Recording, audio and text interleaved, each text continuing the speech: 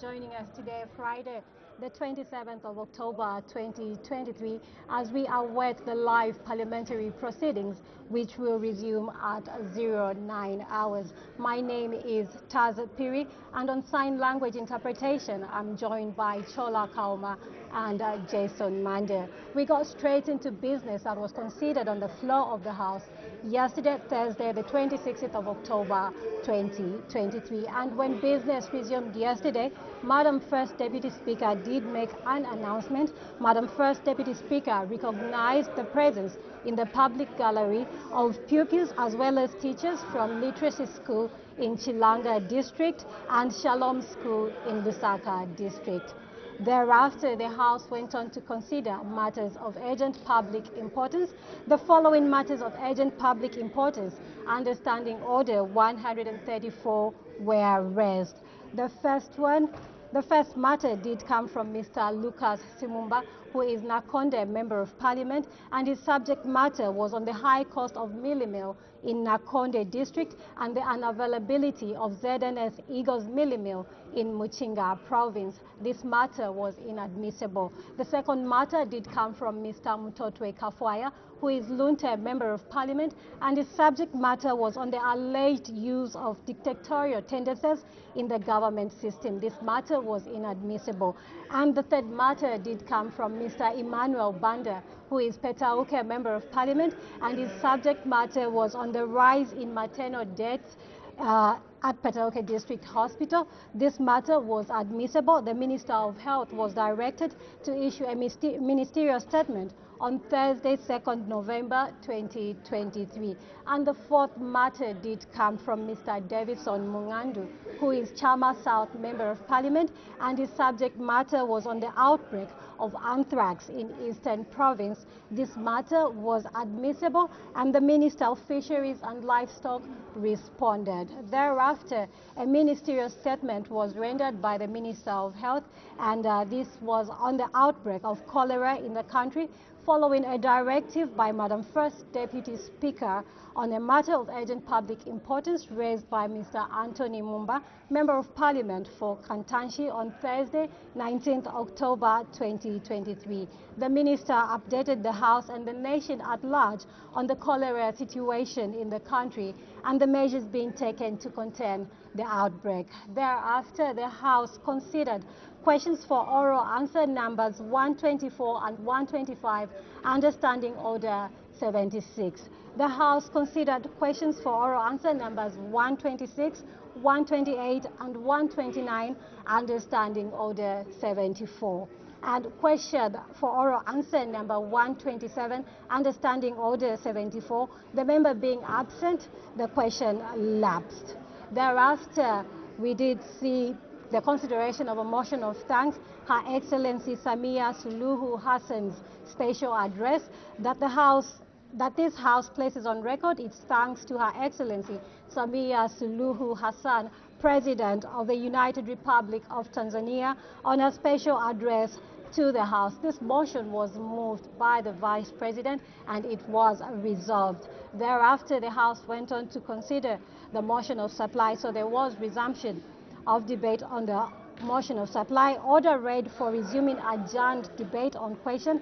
This is a motion of 29 September 2023, that the House do now resolve to Committee of Supply on the estimates of revenue and expenditure for the year 1st January 2024 to 31st December 2024, together with the annual borrowing plan presented to the National Assembly in September 2023. I must make mention that this motion was moved on the 29th of September 2023 by the Minister of Finance and National Planning. That was after he presented the 2024 national budget. And it being 1840 hours, Madam First Deputy Speaker interrupted the proceedings and the debate on the motion stood adjourned. Madam First Deputy Speaker adjourned the House at 1841 hours. We now shift our attention to the business that is expected to be considered this morning by the House. So today's order paper, Friday, 27th October 2023, we do expect the Honour, the Vice President,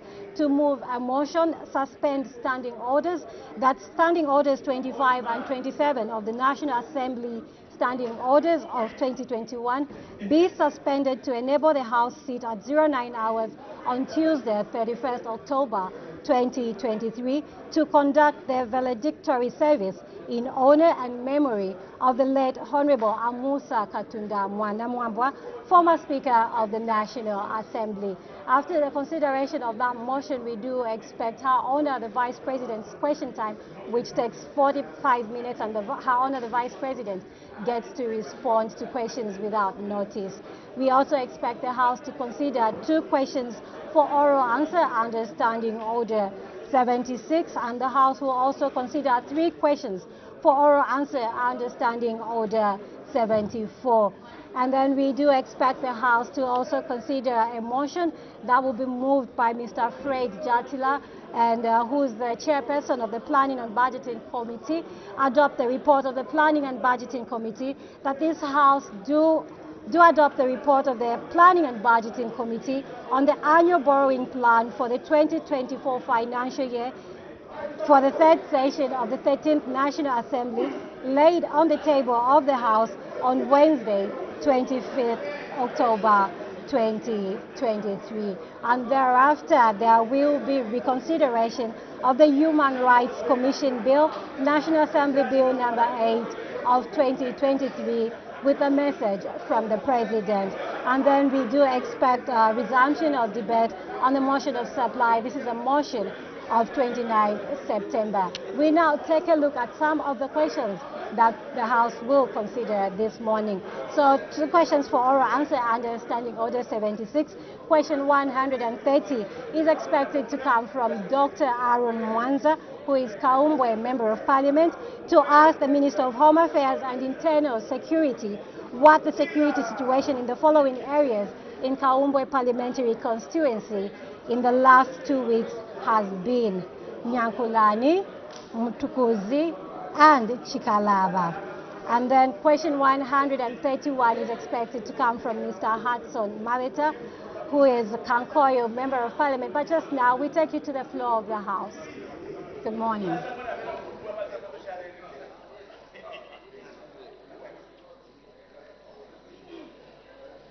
Honorable Members of Parliament, Madam Speaker.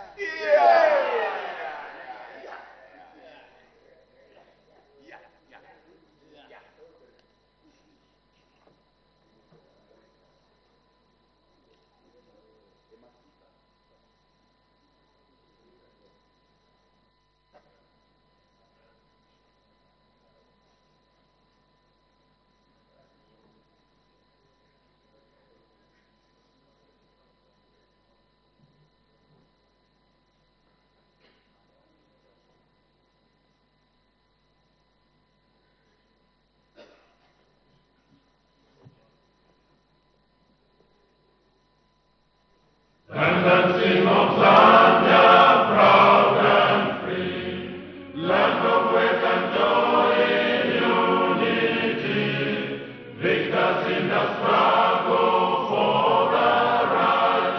We want freedom's fight, oh, one, strong and free. Africa is our own motherland, passion with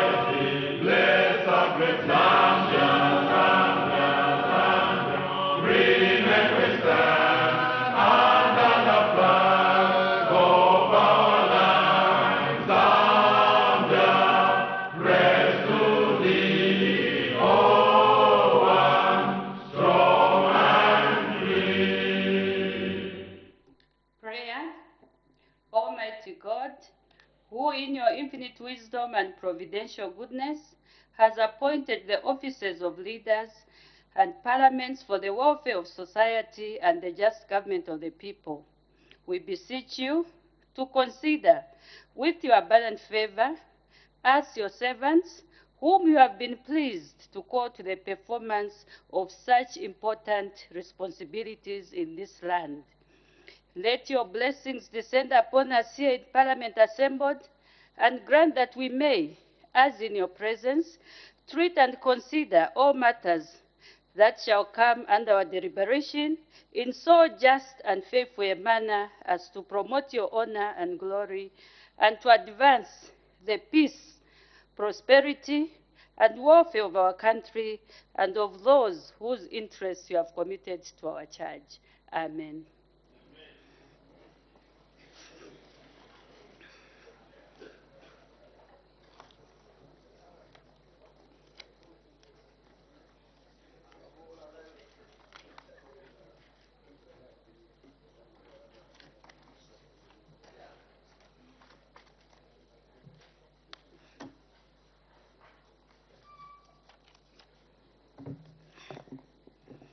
Honorable members, I have two announcements to make. The first one, honorable members, I wish to inform the House that the Ministry of Community Development and Social Services has been authorized to conduct a sensitization workshop on the social cash transfer program for all members of Parliament on Wednesday, 1st November 2023, in the amphitheater here at main Parliament buildings from 9 hours to 13 hours. I urge all honorable members to attend this very important event. I thank you. The second announcement, honorable members, I wish to inform the House that the National Assembly and the Commonwealth Parliamentary Association, CPA UK, are jointly hosting an Africa Regional Workshop for Public Accounts Committees from Monday, 30th October to Wednesday, 1st November 2023 at Parliament buildings. The official opening of the workshop will be on Monday, 30th October 2023 at 11 hours in the amphitheater. Honorable members are encouraged to attend the official opening. I thank you.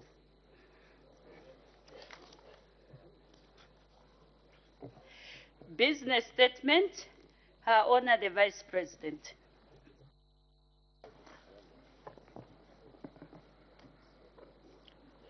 Madam Speaker, I wish to inform the House that the House Business Committee met on Thursday, 26th October 2023 to determine and schedule business of the House for the period 31st October to 10th November 2023. In this regard, the committee resolved to lay before the House the following business for consideration. A. Announcements. The Honorable Speaker may make announcements to the House on any day when it is necessary to do so. B. Rulings. The Honorable Speaker may render rulings if there will be any. C. Matters of urgent public importance. Matters of urgent public importance will be considered if there will be any. D. Ministerial statements. Honorable ministers may make ministerial statements if there will be any. E. The following private members' bill will be presented. The bill will be presented by Honorable Member Mr. Wamunyima, MP, on the Citizens of Zambia Amendment Bill, National Assembly Bill, number 23 of 2023. This will be done on the 1st of November 2023. Private members' motions. The following private members' motions will be presented. 1. Honorable Mr. Munia Zulu, will present a motion to enhance enforcement of the law regulating and authorized recording of telephone conversations. This will be done on the 1st of November 2023. Another motion will be presented by Honorable Mr. Anakoka MP. This will be to set up a commission of inquiry into the extent of illicit financial flows in the country during the period 2011 to 2021. This will be done on 8th November 2023. G. Reports on international conferences. Reports of parliamentary delegation to international conferences will be considered if there will be any. H. Parliamentary committee reports. Committee reports may be considered if there will be any. I. Questions. Honorable ministers may respond to urgent questions if there will be any. And that is part 1. I. 2. Honorable ministers are expected to respond to 7 questions for oral answer under Standing Order number 74 as set out hereunder. The details of the questions are contained in the notice of questions circulated to all honorable members. The House may recall that the House Business Committee resolved to be putting some questions on standby to replace questions that may not be placed on the order paper on the allotted day for one reason or another. The questions on standby are as set out hereunder. Question number 256, local government. Question number 274, infrastructure. Question 27, infrastructure.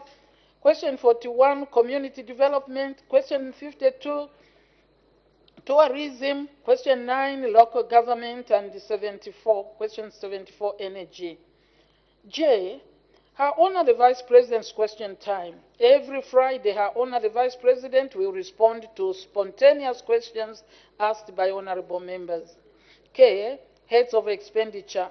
The House is expected to start the consideration of individual heads of expenditure on Wednesday, 1st November 2023, and the following heads will be considered. Head 01, this is on Wednesday, the 1st of November. Head 01, Office of the President, State House. Head 02, on Wednesday, Office of the Vice President. Head 19, on Wednesday, Disaster Management and Mitigation Unit. On Thursday, it will be Head 03, National Assembly. Head 05, Electoral... Order, honorable members, order. Can you please lower your voices? Your Honor, you may continue. Thank you, ma'am. Question number 5, Electoral Commission. Sorry, Head 05, Electoral Commission. Head 06, the Civil Service Commission, Office of the President. On Friday, 3rd November, Head 28, Emoluments Commission. Head 07, Office of the Auditor General. Head 08, Cabinet Office, Office of the President. On Tuesday, 7th November 2023, Head 10, Zambia Police Service Commission. Head 36, Zambia Correctional Services Commission. Wednesday, 8th November 2023, Head 11, Zambia Police Service, Ministry of Home Affairs and Internal Security. Head 30, Zambia Correctional Service. Head 23, National Immigration Services. Thursday, 9th November 2023, Head 12, Office of the Public Protector. Head 34, Human Rights Commission. Friday, 10th November 2023, Head 14, Ministry of Mines and Minerals Development. Head 15, Ministry of Home Affairs and Internal Security. Head 16, Drug Enforcement Commission. Madam Speaker, on behalf of the House Business Committee and in accordance with Standing Order 189, Part 5 of the National Assembly of Zambia Standing Orders 2021, I have the pleasure to present the business for the next 2 weeks to this august House. I thank you, Madam. Thank you. Notice of motion. Her Honor the Vice President.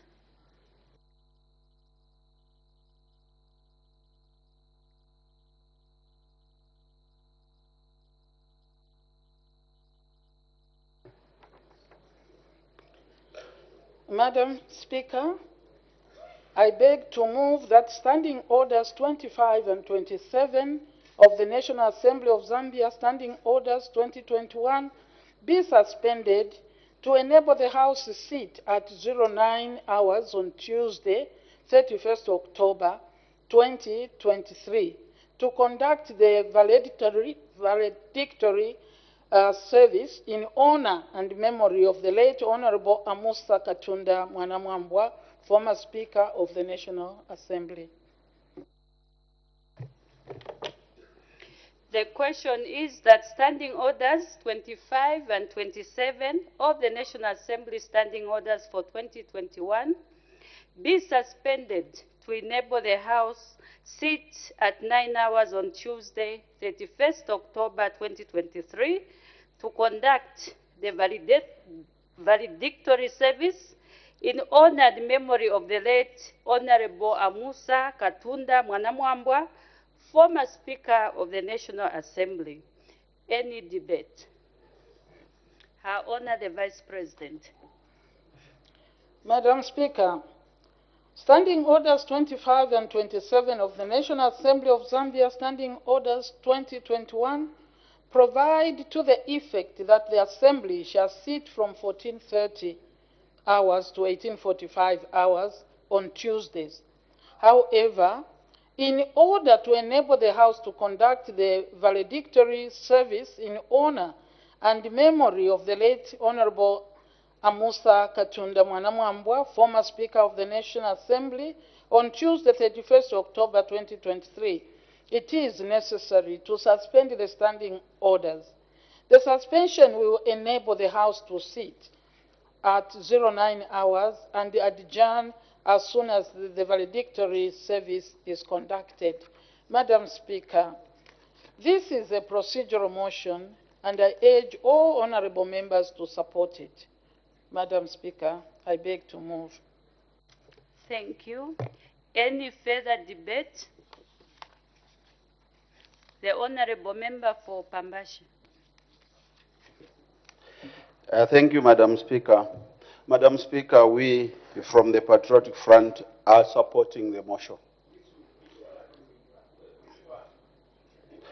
Madam Speaker, for those who may be new in the chamber, Amusa Mwanamwambwa was a distinguished speaker. I remember the first time when I was elected here in 2011, him sitting in the chair that you are sitting. One thing he did mention, the first time he said, this is an institution where you learn and you go out without a paper. The 5 years that you spend here, if it is in the university, you go out with a paper. And one emphasis, he was speaking to the members of parliament, learn, learn, learn. And he did state that because the public out there, they've got a perception that members of parliament are ATMs that does not run out of cash. Those were the words of Amusa Mwanamwambwa. He kept on emphasizing on the promotion of democracy, respect of elected representatives. That's where I learned a term called dispository authority. He said, when you come here, the people in your constituents have checked. It's like when you want to open a bank, that is the example he gave. When you want to open an account, you check at the bank where you put your money and you'll be sure that your money will be safe. That's why even the people in our constituents, they check and said, who can we deposit our authority in to speak for us for social and economic? Those were the words of Amusa Mwanamwambwa. Therefore, it is sad, Madam Speaker, to lose a gallant soldier of the land with that vast of wisdom. That knowledge, and I think if I may not be wrong, he may be one of the longest serving speaker of the National Assembly here in Zambia. It is because of that wisdom. It is because of the understanding that the people of Zambia felt he should be. This is the gentleman who registered his presence even among the Commonwealth, the parliamentary. He was a resource person that globally and domestically within the African continent, a lot of parliament drew lessons from him. Therefore, Madam Speaker, not to bore the people with so many words, we want to express our deepest condolences to the Mwanamwambwa family over the loss of our gallant soldier of this land. Patriotic Front Party is fully in support, Your Honor, the Vice President, and we are looking forward for that Tuesday when we shall give our last respect and honor to one gallant soldier of this land. Madam Speaker, we support the motion. Thank you. May I honor the Vice President wind up debate? Madam Speaker, I want to thank the honorable members for supporting this motion, and I know that they have many words, many good words about the late Amusa Katunda Mwanamwambwa, and during the valedictory, I know words will be spoken. Thank you very much, Madam. Order. I put the question. The question is that Standing Orders 25 and 27 of the National Assembly, Standing Orders for 2021, be suspended to enable the House to sit at 9 hours on Tuesday, 31st October 2023, to conduct a valedictory service in honor and memory of the late Amusa Katunda Mwanamwambwa, former Speaker of the National Assembly. As many as are of that opinion say aye. Aye. Of the contrary say no. The ayes have it, and the question is resolved in the affirmative. Progress. Matters of urgent public importance. I'll only take one. The Honorable Member for Chama North. Thank you, Madam Speaker. Madam Speaker, the matter of urgent public importance I wish to raise is directed to the Minister of Livestock and Fisheries. Madam Speaker, the Poultry Association of Zambia have issued a very chilling statement that we have unscrupulous Zambians who are selling unauthorized poultry vaccines. And they are saying that these vaccines may be leading to high cases of cancer diseases in this country. Madam Speaker, this has raised very serious public concern. Therefore, I think it is important that the Minister should be able to update the nation what action government is taking to get rid of these unauthorized vaccines on the market. I seek your indulgence. Thank you. I hope the Honorable Member has got proof of that. Otherwise, the Honorable Member is advised to file in an urgent question that can be attended much earlier than waiting for a ministerial statement. We will only have 3 days next week because 1 day has been taken up by the funeral. So please put in a question of urgent nature so that it can be attended to as soon as possible. Her Honor, the Vice President's question time.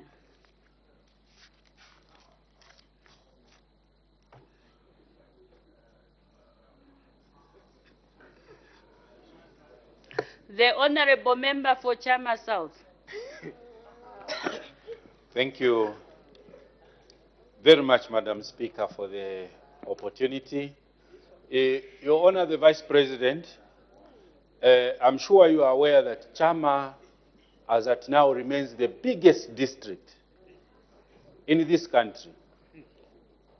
Eastern Province, Lundazi in particular, was divided into two new districts. We've seen Chasefu and Rumezi coming out of Lundazi.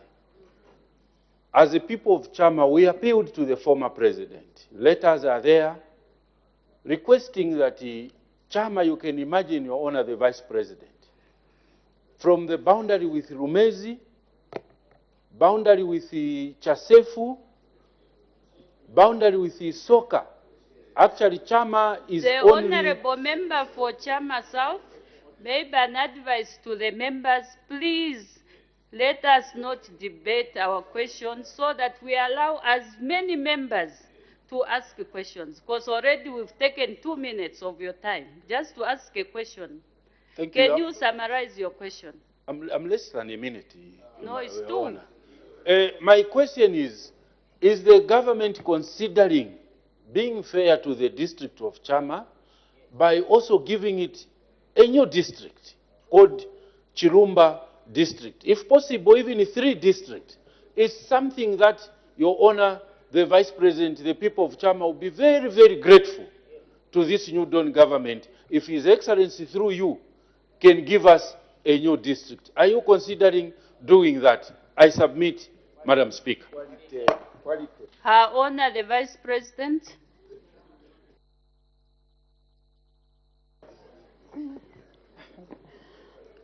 Thank you, Honorable Member for Chama South. I thank you, Madam Speaker. The Honorable Member for Chama South is talking of Chama as 2 constituencies and is requesting for a district. Madam Speaker, if many honorable members were given an opportunity, I'm sure they would be asking for the same. So it is a general problem. If government has to consider that, government has to look at the entire country and see where there is need for such. But standing here, Madam, that mandate of commitment to such a big issue does not fall upon me. But government has heard. Thank you, Madam. The Honorable Member for Nalolo. Thank you very much, Madam Speaker. Madam Speaker, through you to Her Honor the Vice President. Her Honor the Vice President, the last 2 farming seasons suffered a setback because of late delivery of farming inputs. And the last one was last year of what should have been CASIP, but instead was FISIP instead and was delivered late. Considering that rainy season is about to start, how prepared is government in terms of distribution of farming inputs for the next farming season? Thank you very much, Madam Speaker. I honor the Vice President.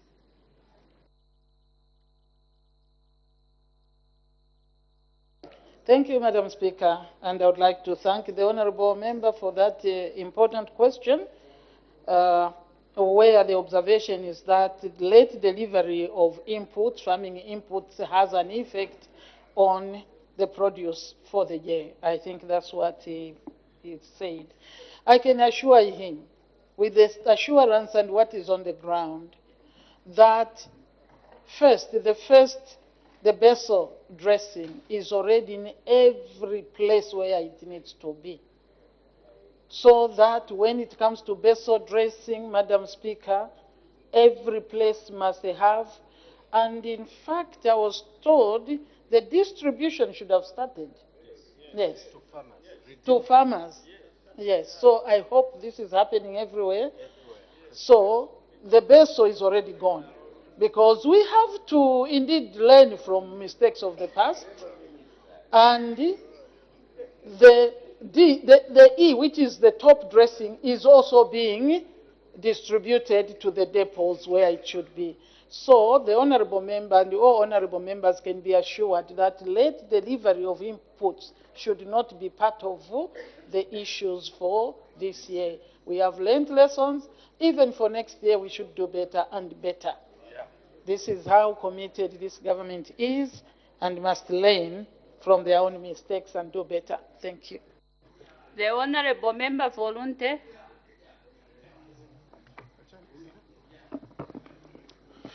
Madam Speaker, thank you so much. Your Honor, the Vice President, good morning. Your Honor, the ZNS Commandant has announced that government is going to construct a smelter in Kabompo costing $15 billion. The Minister of Finance has not included this amount in the national budget. The Minister of Defense has claimed ignorance. The Minister of Mines has not made a statement. Your Honor, the Vice President, is it government policy that the ZNS Commandant will make pronouncements of investments which are not supported by national planning? Thank you, Madam Speaker. Her Honor, the Vice President.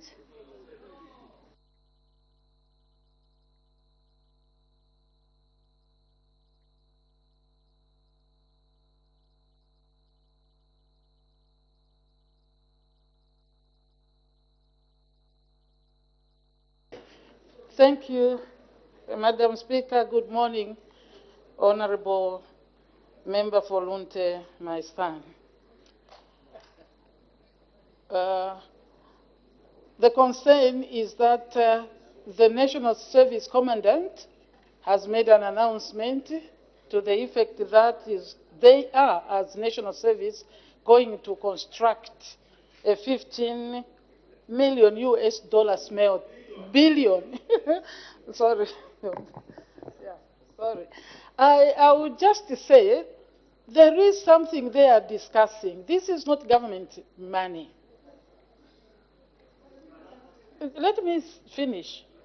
Please give finish. a chance to respond. Is that National Service wants to go into mining and they have secured licenses, but they can't work on this because they don't have the expertise.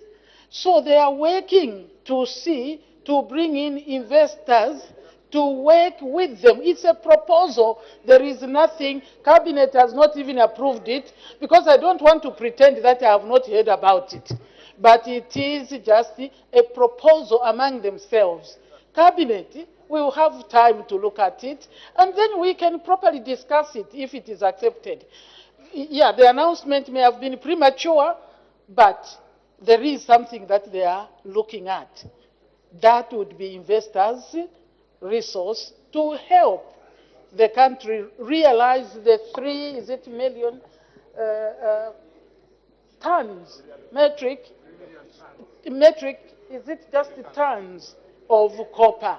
But it is not with this. That's why you have seen that I can't give you any concrete answer.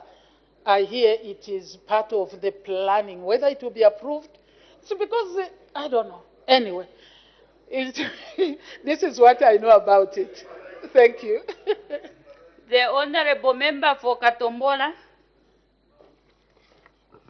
Thank you very much, Madam Speaker.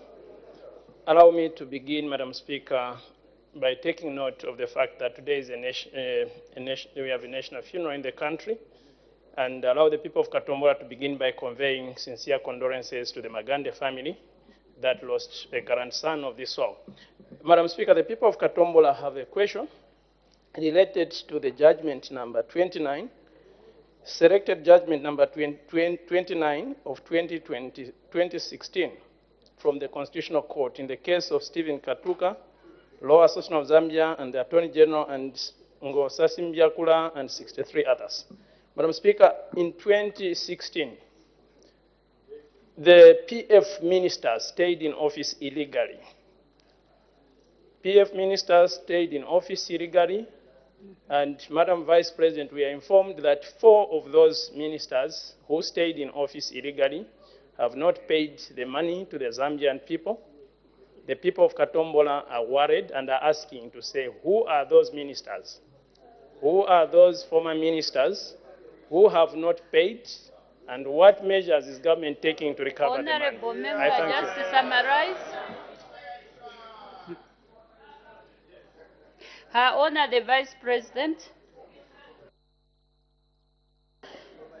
Thank you, Madam Speaker, and I would like to thank the Honorable Member for Katombola. But this House also has a silent rule of tedious repetition. This issue came in the House, Honorable, and I remember the Minister of Finance bringing out this information. And really, sitting here, I don't think I would even know who that is. We have discussed that, colleagues. If there is any law that should take place, Minister of Finance knows exactly who to follow and whether to make them pay. I don't know. The legal mind like himself would have to advise. But we were given this information just last week. Thank you. The Honorable Member Fonkana. Thank you, Madam Speaker. Your Honor, the Vice President, some years back, the law relating to the change of use of open spaces, what otherwise are referred to as spaces that are reserved for play parks, was changed to allow the Minister of Local Government to consent to any such a change. There is chaos in Kitwe as we speak today, Madam Vice President. It is day 3. The residents of Kitwe are camping at a play park along a road called Nationalist Way to protect that land from being built upon by some Chinese national who has a title that was said to have been obtained by forgery. And that case was reported to the police some years back. You wish to know, Madam Vice President, that a council resolution had been made to cancel that title. Today, that Chinese has caused mayhem in Kitwe, and the residents are sleeping in the court to protect him from building. Only in Zambia, a foreigner can come and cause mayhem. What is the question? My question to you, Madam Vice President, why has government failed to cancel the title over the open space along Nationalist Way? I thank you. Her Honor, the Vice President. You will excuse me, Madam, if I sound clumsy because I'm hearing all sorts. Yeah, because I have to listen to people on the ground. I appreciate that. And indeed, that is, there is something wrong in the way we handle, issues of land, particularly areas like play parks. You don't just give title. Honestly, people must have been a little more careful. So much has been happening. It's not just there. We have heard of other pieces of land which were given. And I'm happy that no one here is caught up in that. This is something that happened years before we came into office. And it was in court. And that's why I'm restrained. They are still in court, I hear. This matter, oh, he was the one. Okay. I'm still learning. The fact is that whether somebody goes to court, the counseling, the power, the authority, go to court and go to court until we win. That is what I would say. It's not correct that public property should just be given like that. Is it sold or given? But because it is still lingering on the doors of the court, I don't even know at which level it is. Because when courts decide, then we become a little bit inhibited in the manner that we do. So the council still has the authority to appeal. Thank you. The Honorable Member for Vubwi.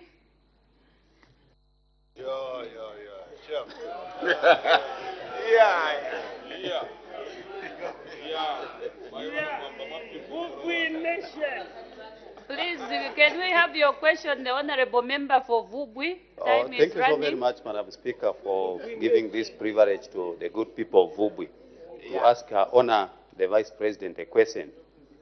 Madam Speaker, in Vubwi, we are connected to the national grid, I think some good 4 years, 5 years ago. From all this time, we've been trying to communicate to this ZESCO officers who stays in Chipata to come to Vubwi to try and ease the services whenever there is a fault in Vubwi. But since then, they have not been coming to Vubwi. My question to you, Our Honor the Vice President, is what instruction has your government given to these ZESCO officers to stay far away from Vubwi and delay in giving services to the good people of Vubwi for such a long period of time? Because they take about 5-6 days to come and maybe work on a very, very simple thing, because they stay far away, over 80 kilometers away from the district. I thank you, Madam Speaker. Honor the Vice President. Thank you, Madam Speaker. And I would like to thank the Honorable Member for Vubwi for that question, which is extremely specific, but I'll give a general response. The instruction to any institution that is involved in service delivery is that they must work quickly to deliver the services to the people. ZESCO is no exception. When people have a repairable problem, they should quickly rush there. That is the instruction. We don't have to say, you here in ZESCO in Chipata do this, or you in Mongo do this. That is not done. They should just work on that. And if they are failing, I think then the people on the ground must take action. That will not allow, because we want to deliver to the Zambian people. Whether it's water, if it is something doable, they should do it. If it is ZESCO, whoever is in service delivery must reach the people. So there is no contrary instruction or counter instruction to any institution. They all know they must deliver. If they have been failing and you think it is the officers, not the office, then you report those officers for failing. Thank you. The Honorable Member for Mitete. Thank you, Madam Speaker. Your Honor, the Vice President, the people of Mitete are mourning with the Magande family. Come next month, contractors are going to start building a police establishment, a police station in Mitete. I'm so grateful to the Minister of Home Affairs. When are these vehicles, the police vehicles, when are these police vehicles reaching Mitete and all the other constituencies in Zambia? The vehicles which are already in the country. Madam Speaker, thank you so much. Thank you. Honor the Vice President. Thank you, Madam Speaker, and I thank the Honorable Member for Mitete. Colleagues, again, I will say this. It is not long ago when the Minister made a statement in the House over the same. And he said, Honorable Mitete, that the vehicles are already in the country. They were only awaiting registration. In fact, he said before the end of the month, except I don't know which month, because now October is coming to an end. But members can trust that these vehicles are already here, and there will be one who will definitely go to Mitete and to all the other constituencies. Thank you. The Honorable Member for Shiwangandu. Most appreciated, Madam Speaker. Your Honor, the Vice President, tomorrow, the 28th of October, we in the Patriotic Front and many other citizens across the country will be commemorating the 9th anniversary of one Michael Chilufya Sata. This is coming at the backdrop of some public pronouncements we have heard from the Inspector General of Police, we don't know which Public Order Act is now using, of saying he won't be allowing indoor gatherings. The graveyard for former head of state Michael Chifasata is at an open space, and people would want to get there after the service to remember him for the immense works he did for this nation. Your Honor, the Vice President, like I've said, our members across the country, we will equally be commemorating this very important day. What guarantee do we have that the Inspector General of Police would rather support an illegality on a very important day like Independence Day, is going to support this commemoration? And for you, Madam Speaker, for Your Honor, who had worked with this gallant son of the soil under the movement for multi-party democracy, how do you remember Honorable President Michael Chilufya-Sata, popularly known? Order, Honorable Member. I think you are allowed only one question. Just one question. Popularly known as King Cobra. Madam Speaker, I thank you. Your Honor, the Vice President. Thank you. Indeed, we are supposed to ask one question. So I could pick the easy You can pick one on Your Honor. Okay. I will choose to remember my uncle. I remember him as a practical person who made everybody laugh, even when you didn't like his idea, because of the manner he put it. But he was committed to the cause that he had. He was a hard worker. He remained on the political scene for quite a long time. He was able to reach people's hearts. That is Michael Sata. And until he worked hard in the patriotic front, which some people, you are destroying you, Kampiong.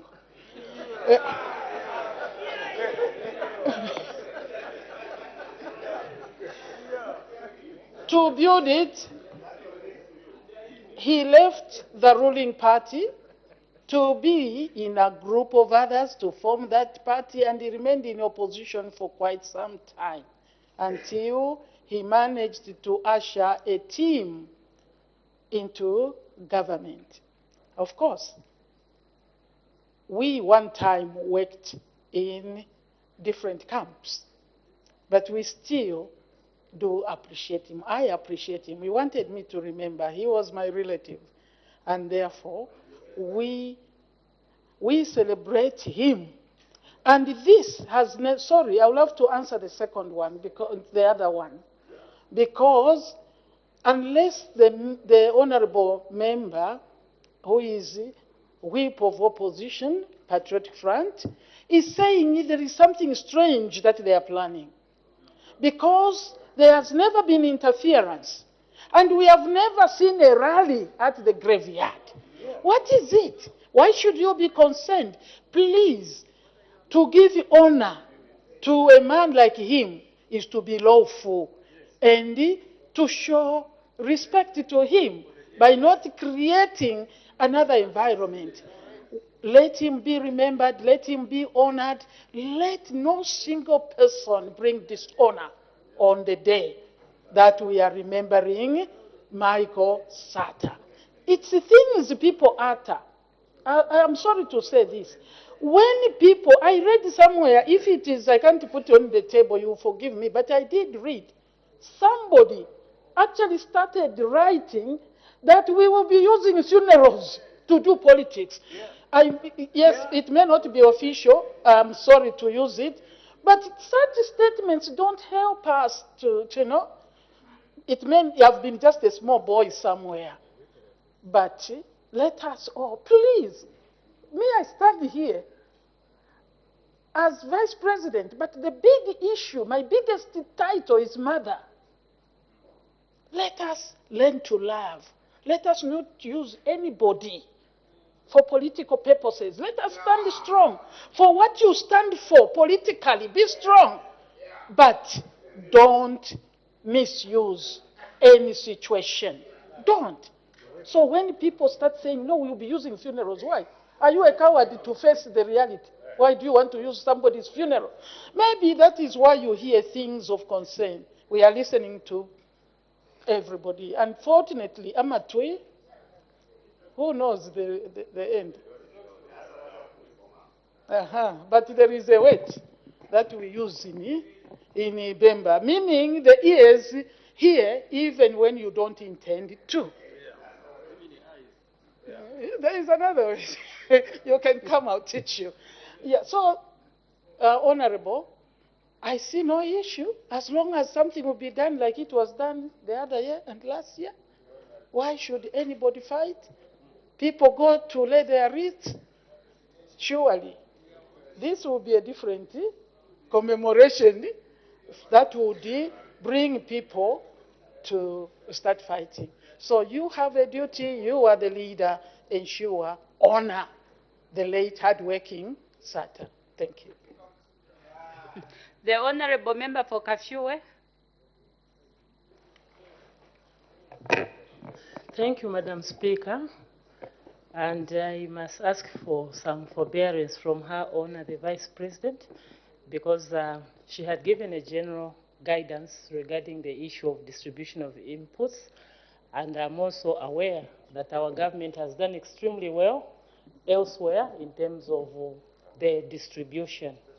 However, I wanted Her Honor, the Vice President, to just reassure the people of Kafue specifically, because they had asked me to come and ask her this question as to when the distribution in Kafue in particular would commence, because they seem to be panicking. I thank you, Madam Speaker. Honor the Vice President.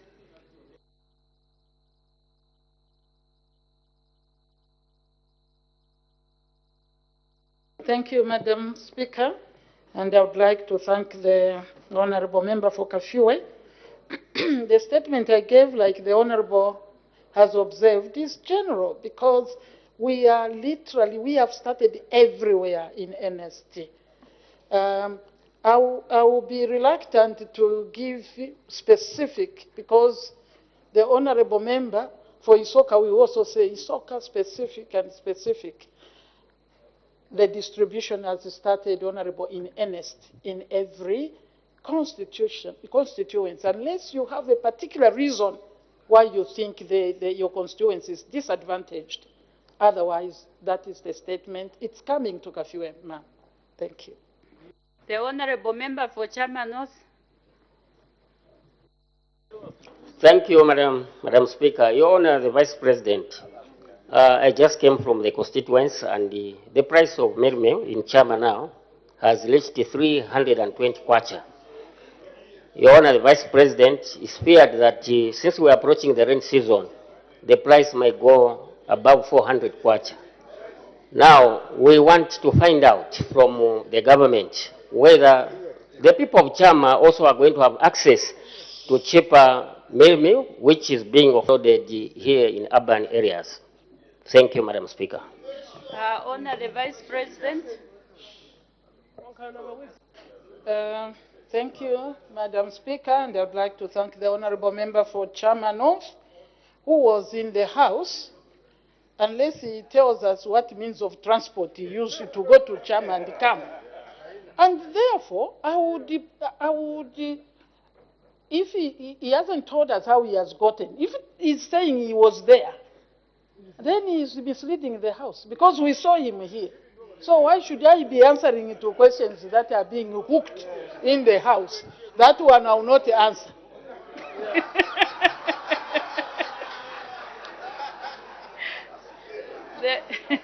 The Honorable Member for Wengwa. There's no point of order. Madam Speaker, thank you very much. Madam Speaker, in the recent past, between 2011 and 2021, Yeah, we saw people in the markets being beaten by cadres, and we saw people in bus stops being beaten by cadres. And also, we saw people who were moving with guns, cadres for PF. And Madam Speaker, let me ask in a very kind manner to Her Honor the Vice President, how many guns have you recovered so far from the PF cadres, those who were busy brandishing guns to the people of Zambia? Thank you very much. Her Honor the Vice President.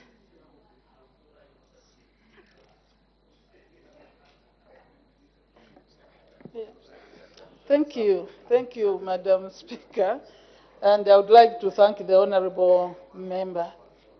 I am aware of an amnesty that was given to those who had illegal firearms, guns in particular.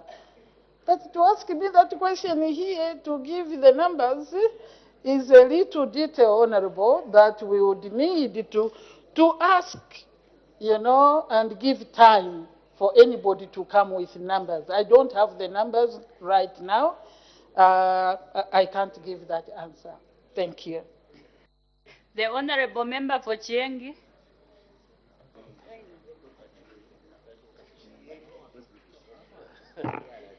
Thank you, Madam Speaker, to allow the people of Chiengi to ask Her Honor this very important question. Your Honor, Act number, the Act, I think is 13 of 1994 regarding health, says an act to provide for the prevention and suppression of diseases and generally to regulate all matters connected with public health in Zambia. Your Honor, we've seen a lot of hospitals coming up in our country in form of an investment by foreign people. I have nothing against the foreigners.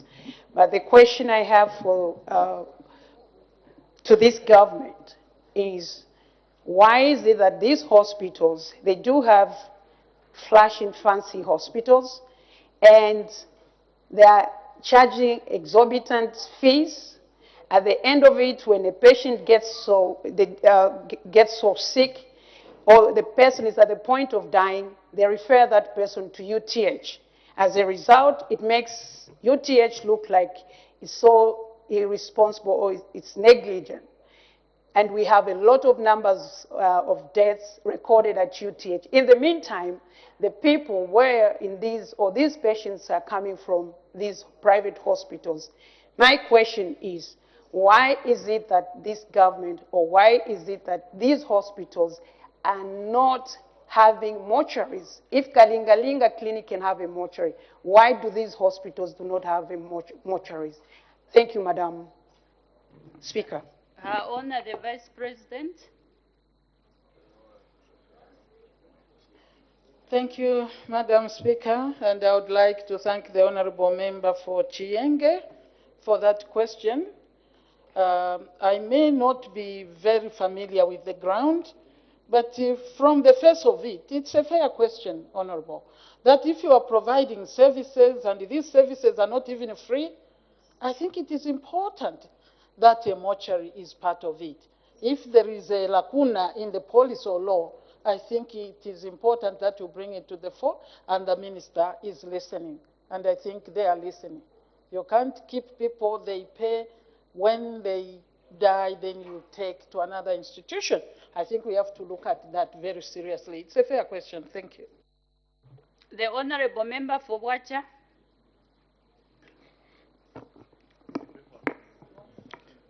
Thank you very much, Madam Speaker, for the opportunity. I can see Honorable Mutolo smiling. Your Honor the Vice President, good morning. Your Honor the Vice President, my question is on the rule of law. And the question is, Madam Vice President, what is your government's position regarding court rulings? You being leader of government business, what guidance do you give to public officers like the Registrar of Societies who is sitting with an expert order from the court, should she respect it or ignore it? I thank you, Madam Speaker. Her Honor, the Vice President.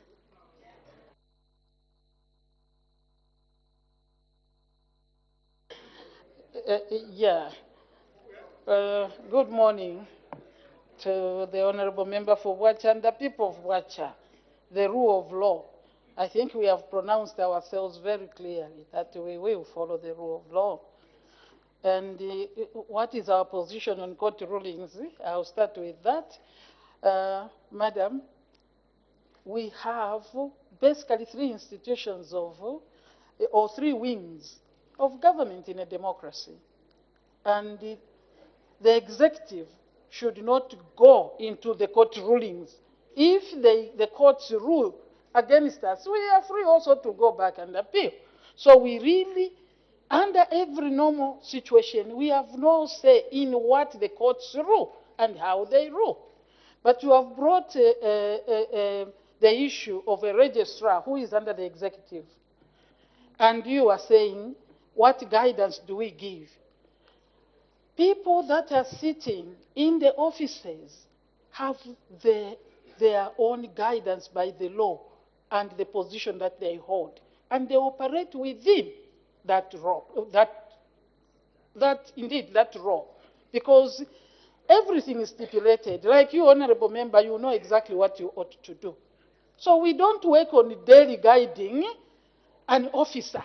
If we find the officer is incompetent, we can remove them.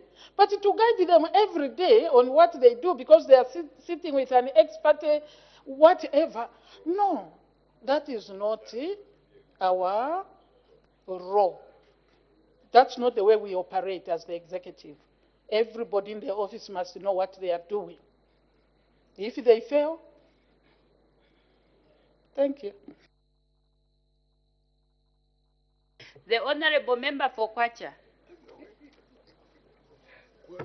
I'm grateful, Madam Speaker, for allowing me, on behalf of the people of Kwacha, to ask Her Honor, the Vice President, a question. Your Honor, good morning. The people of Kwacha constituents, in particular, and Kitwe in general, are grateful and appreciate, Your Honor, the various measures this government is put in place to reduce the poverty levels. The coming in or coming back of Vendetta, and also the imminent coming of a new investor that we are looking forward to come and take over Mopani, will undoubtedly transform the economic base of the Copper Belt. Now my question, Your Honor, is this government, or does this government have plans to provide or release the dump sites which are dotted across the Copper Belt to our youths who are roaming the streets? And I'm sure once these dump sites are provided to our youths, it will support Honorable them. Member, kindly summarize your question. Your Honor, does this government have any plans to release the dump site to the youths on the Copper Belt? I thank you, Madam Speaker. Her Honor, the Vice President.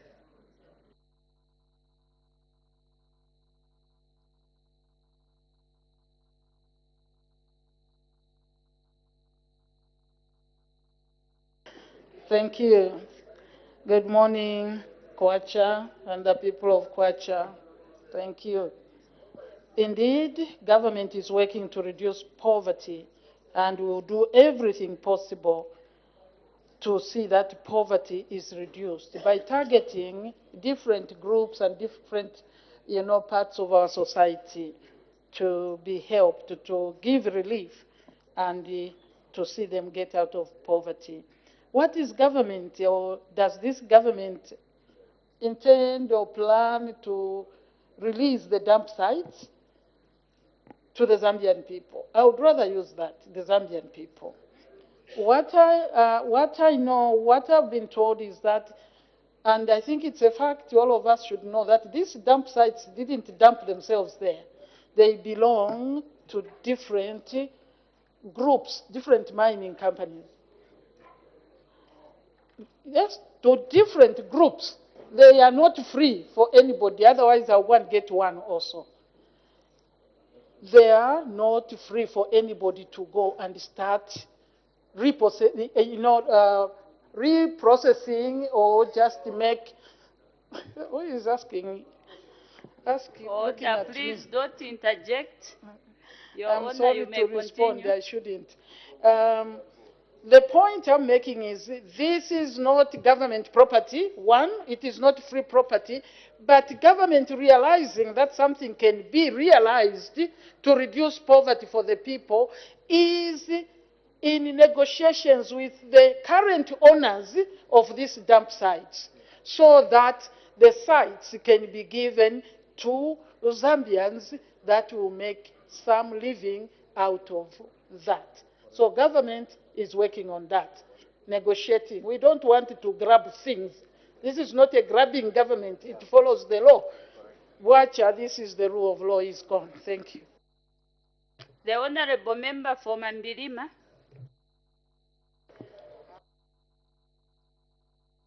Thank you. Thank you so much, Madam Speaker, for giving me an opportunity to interact with the Vice President.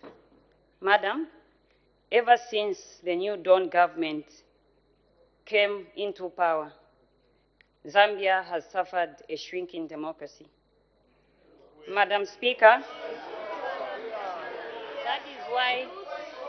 that is why today we have been awoken to the headlines by the Daily Nation, and I read, "Democracy under threat."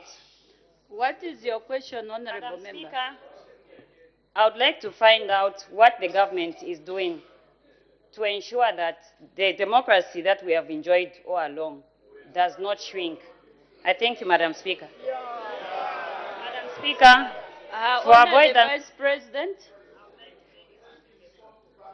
Okay. Her Honor the Vice President. Thank you, Madam Speaker, and I would like to thank the Honorable Member for Mambilima, who brings out a concern that suddenly, after the coming in of UPND, the democratic space is shrinking. I think that's the way I understood her concern. You know, observation is not an easy thing. Observation, colleagues, is not an easy thing. That is her observation.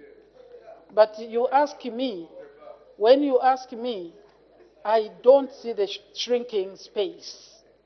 I see that we have said the law, the rule of law. And that must continue. That's how we are going to maintain peace. But I'll tell colleagues here that I don't know where she's standing. She's standing from opposition. And we have to be careful that when you are in a certain position, you can see wrong. She is in opposition. Whatever she's seeing has the opposition lenses. But,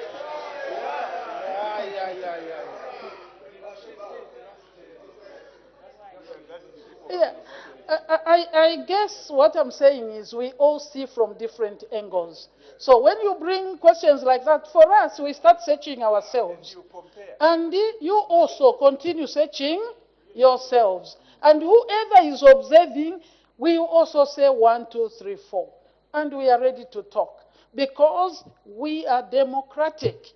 We want a democratic government. We are committed to that. But definitely we will not allow illegality. Anything that is wrong, you can bring it. We look at it together. We are one Zambia, one nation. Thank you. The Honorable Member for Momba. Madam Speaker, thank you very much. Your Honor, the Vice President, under the PF rule and towards this death, the people of Zambia suffered under the gassing. And Madam Speaker, up to now, no conclusive report has come out. Are you considering, Your Honor the Vice President, to come to this House at some point to indicate as what has happened to that issue? Madam Speaker, thank you. Honor the Vice President. Thank you, Madam Speaker, and I would like to thank the Honourable Member. This, again, I think has been here, but I will take it to find out exactly what we are doing from the Ministry of Home Affairs and Internal Security, if anything is happening, because, you know, it happened some time back. It was a sad situation. Indeed, Zambians may want to know, Honourable Minister, what really happened. And all of us must be open-minded. If you are found wanting in this, please don't start calling victimization. I really can't give the answer now. I will have to find out from the different wings whether there is a report, in fact, or not. Thank you. Honorable members, I have an announcement to make. Honorable members, in accordance with Standing Order 211, 2A and B of the National Assembly of Zambia Standing Orders for 2021, I wish to inform the House that the service in honor and memory of the late Amusa Katunda Mwanamwambwa, former Speaker of the National Assembly of Zambia, will be held on Tuesday, 31st October 2023, here at main Parliament buildings at 9 hours, as already debated earlier today. I further wish to inform the House that the Assembly will be represented at the burial of the late Honorable Mwanamwambwa by the following members of Parliament and staff: Mr. Machira Jamba MP, Leader of Delegation; Mr. Monty Chinkuli MP; Mrs. Miriam Chinyama MP; Ms. Chrysosta Harwindi MP; Ms. Imelda Munashabantu MP; Mr. Newton Samakai MP, Mr. Chitalu Chirufya MP, Ms. Brenda Nyerenda MP, Mr. Ronald Chitotera MP, Ms. Kapamba Mulenga MP, Mr. Emmanuel J. Banda MP, Mr. Imanga Wamunyima MP, Mr. Chishimba, the Senior Clerk, a Committee Clerk, Secretary to the Delegation, and Mr. Fanuo Chiwama, Committee Clerk, Assistant Secretary to the Delegation. Transport for other members to attend the burial will be provided by the National Assembly and will be stationed in front of the library building. In this regard, Her Honor the Vice President will, on Wednesday, 1st November 2023, move a motion to place on record the Assembly's regret and sympathies on the passing of Honorable Amusa Katunda Mwanamwambwa, former Speaker of the National Assembly. I thank you.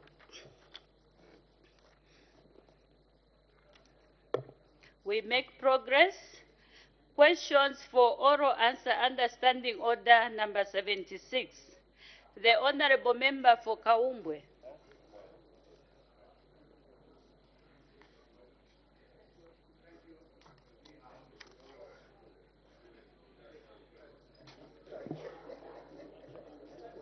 Order, honorable members.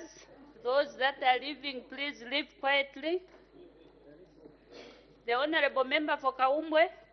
Thank you so much, Madam Speaker, to allow the people of Kaumbwe to ask the question number 130. The Honorable Minister of Home Affairs and Internal Security. Thank you, Madam Speaker. Madam Speaker, Honorable Dr. Aaron Mwanza, Member of Parliament for Kaumbwe Parliamentary Constituency, asked the Minister of Home Affairs and Internal Security what the security situation in the following areas in Kaumbwe constituency in the last 2 weeks has been. A. Nyakuluna. B. Mutukuzi. C. Chikalaba.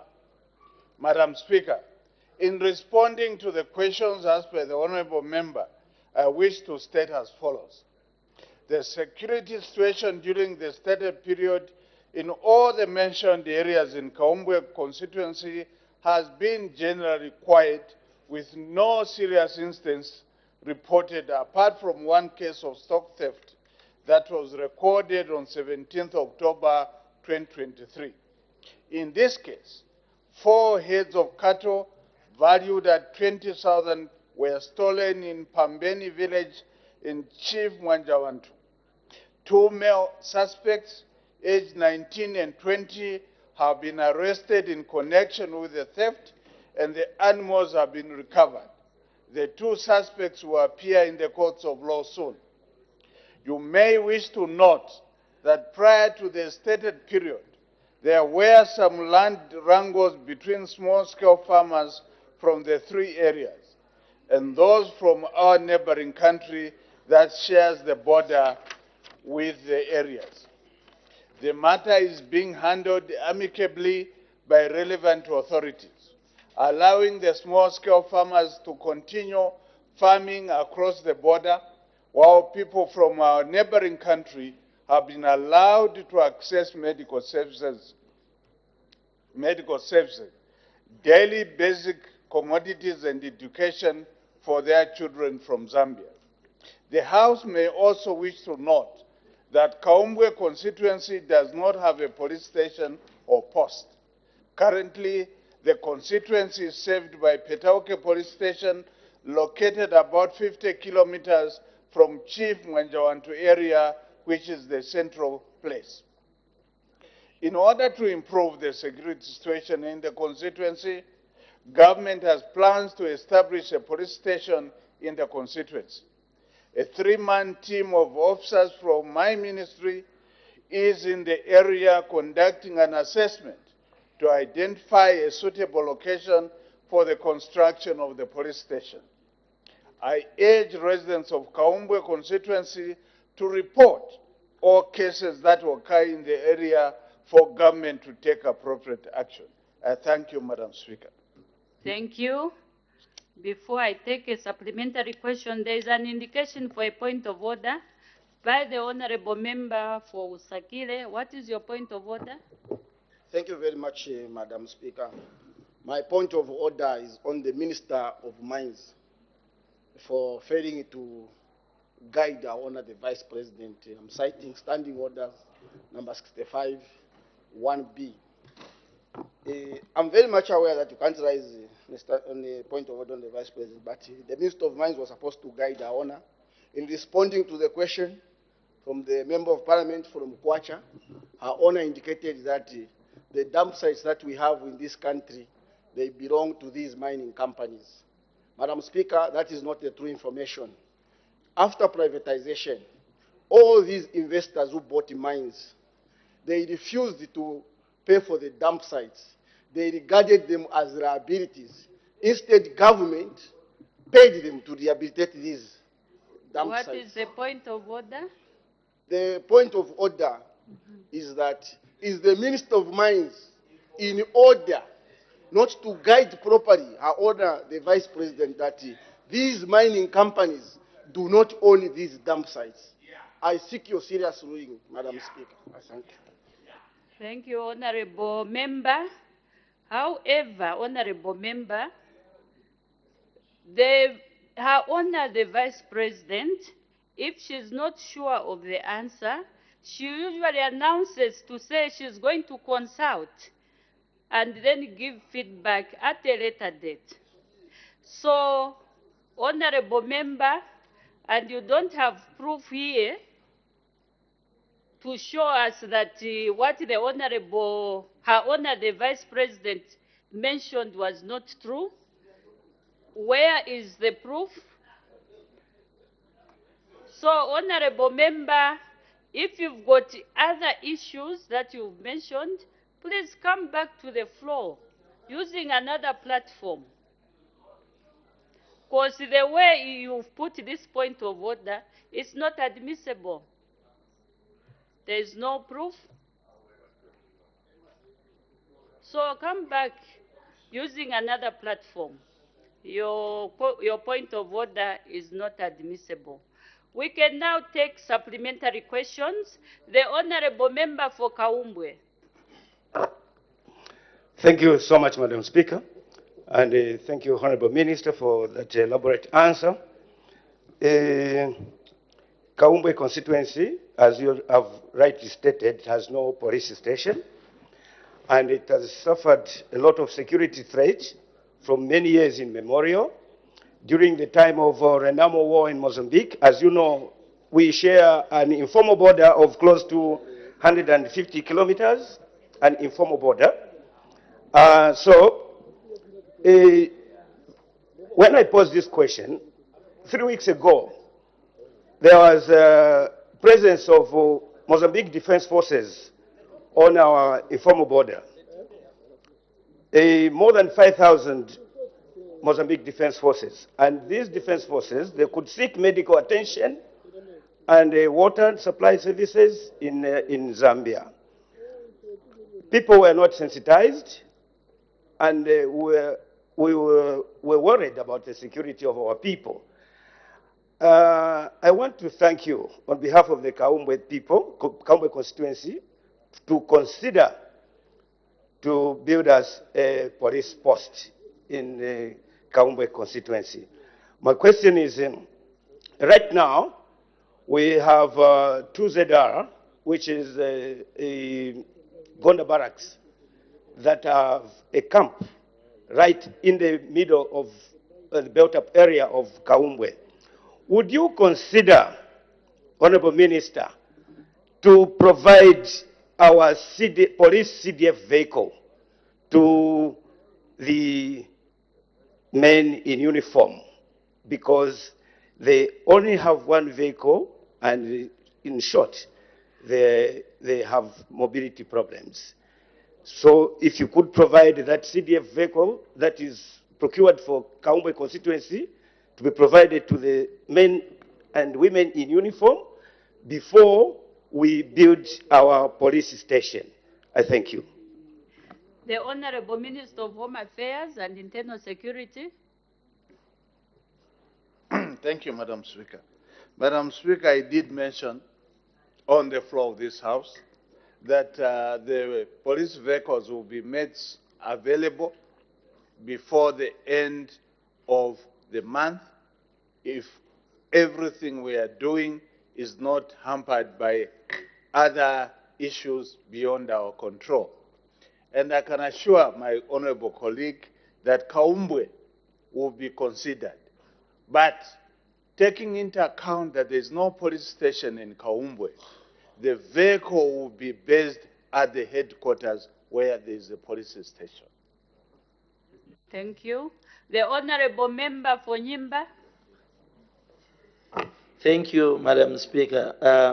Madam Speaker, through you to the Minister. Minister, if you look at the borders between Petaoke, specifically Kaumbwe constituency, up to somewhere Kachorola or Ruangwa Bridge. Walking out. Please, the standing orders are clear. Don't pass in between the person debating and the speaker. You may continue, Honorable Member for Nyimba. Thank you. And Minister, if you look at the military equipment, our colleagues from Mozambique, they have, along the informal borders we have with Mozambique, it's immense that if anything was happened, we can lose Nyimba, Petaoke, and Sinda within 40 minutes. That is how bad it is. And in addition to that, the members of defense forces from Mozambique, they seek all their essentials from either Petaoke, Nyimba, and then medical facilities. They are using our own medical facilities, and you know, by law, a doctor can't let anyone die because he's not a Zambian. My question to you, yes, I understand the biggest problem has been us Zambians because Eastern Province has run out of land to cultivate. What is the question, Honorable Member? Yes, Madam, please, with your indulgence, let me just handle this so that the minister may have the background. We have a problem, Madam Speaker. Okay, let's avoid long preambles. Yes. Just try to summarize. Thank you. Minister, yes, I understand we have started cultivating in Mozambique because we have run out of land in our areas. The question to this, how soon do you think, other than the few soldiers we have in Mozambique from Honorable members, I think this is becoming too much now. The honorable member from Pika, I was just talking to the other honorable member coming from the same caucus. Let's please avoid breaking the standing orders. I understand my small honorable boys from this side of Zambia, they are very indisciplined, Madam Speaker. We may forgive them. Honorable member, continue. Just Yes, wind up your question. Madam Speaker, how soon do the Minister of Home Affairs, or indeed the Minister of Defense, will think of setting up a permanent camp between Kaumbwe and Nyimba along the Mozambican borders, because the threat is not as simple as you think. Thank you. The Honorable Minister of Home Affairs and Internal Security. Thank you, Madam Speaker. Madam Speaker, first and foremost, I would like to state categorically that the defense forces of this country have the capacity to defend the interests of this country. We are not being threatened by any country who are neighboring us. I can assure you that Mozambique is a very friendly neighbor, and we are cooperating with them. So the issue which you have raised is inflammatory to state that Mozambique can overrun our country within a few minutes. That is not correct, and it should not be stated on the floor of this House. The Honorable Member for Kaumbwe. Thank you so much, Madam Speaker.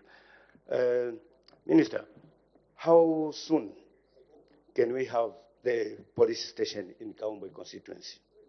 Thank you. The Honorable Minister of Home Affairs and Internal Security. Madam Speaker, I did mention that my team is on the ground assessing where this particular police station can be established. Once the report is submitted and the finances are provided, very, very soon we will be able to construct the police station in Kaumbwe. I'll take the last member, the Honorable Member for Petauke Central. Thank you, Madam Speaker, for giving the good people of Petauke this opportunity to ask a follow-up question on the question asked by the Member of Parliament for Kaumbwe in Petauke District. Minister of Home Affairs, from Petauke District, where the main station is, to Kaumbwe constituency, to the center, which is Kaumbwe Ward, it's about, it's more than 45 kilometers. It's more than 45 kilometers. Is your ministry, thinking to put up a police post? I know a police post it can be even used as a container. You can put up a police post. As we are waiting to build a police station, because from Petauke police station, it's 45 kilometers. Now you can imagine if the vehicle will be stationed in Petauke district police station to move 45 kilometers, which means even the suspect won't be there. So is your ministry thinking in the shortest period of time, before even the vehicles is delivered to Petauke, is your ministry thinking to put up a police post? Thank you. The Honorable Minister of Home Affairs and Internal Security. Thank you, Madam Speaker. Madam Speaker, I've stated categorically that we have taken the concerns of the people of Kaumbwe. Hence our decision to send a 3-man team to assess the situation and make recommendations pertaining to the establishment of a police post or station in Kaumbwe. We will await a report from them. Next question, the Honorable Member for Kankoyo.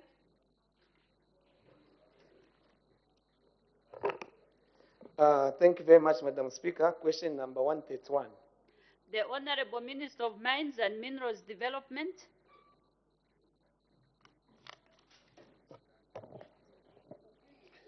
Thank you very much, Madam Speaker. The Honorable Member for Kankoyo asks whether government is aware that youths in Mufulira districts are protesting against the government's alleged award of the Black Mountain dump site to Jubilee Metals, a South African company, at their expense. B, if so, whether indeed the mountain has been awarded to Jubilee Metals. C, what urgent measures are being taken to address the problem and calm the situation, and how the award of the mountain to Jubilee Limited is going to benefit the residents of the district. Madam Speaker, A, government is aware that there was a group of youths in Mufulira who gathered in Utondo Road with an intention to understand the information regarding the reports that the Mopani slag dump had been sold to Jubilee Metals.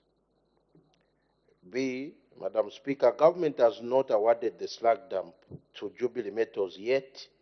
However, government through Mopani Copper Mines issued a letter of intent to Jubilee Metals Group after a local and international competitive tender for requests for proposals, RFP, was done. This followed Jubilee Metals' issuance of requests for proposal that was acceptable to Mopani. C, government through Mopani has engaged the community to encourage them to form cooperatives and structures in readiness for the uptake, the corporate social investment programs to be funded through the slag dump project. In addition, various stakeholders have been actively involved in dissemination of information, including the local leadership. D, the project will benefit the community through various corporate social investment programs from the inception and throughout the project cycle. Madam Speaker, among others, the project will award various education scholarships, skills training, as well as direct employment within the communities. I thank you. Supplementary questions. The Honorable Member for Nkana. Thank you, Madam Speaker. Honorable Minister of Mines, I would like to concur with the Honorable Member of Parliament from Usakile, who has submitted that these dump sites we are talking about should never be claimed by mining companies. And I think that, Honorable Minister, you are aware of that fact. Your government, Honorable Minister, has been advocating for promoting the participation of locals in mining through the formation of small-scale or cooperatives and them being registered as small-scale miners. Don't you think, now that you have revealed to this August House that that dump site in Mufulira has not yet been given to Jubilee Mines, don't you think that the right approach would be to empower that mining resource to these young people of Mufulira through the cooperatives? I thank you, Madam Speaker. The Honorable Minister of Mines and Minerals Development. Thank you, Madam Speaker, and thank you, Honorable Member, for that question. I think I want to also take this opportunity to make this record straight because I've heard on the floor of the House, and Madam Speaker, Parliament is being watched all over the world and the whole country. when KCM and the ZCCM was private, when ZCCM was privatizing, whoever was getting different mines was considering all the tailings dams as excess baggage. And please get me very clearly, they thought those dumps were useless. So people that got mines decided not to get them.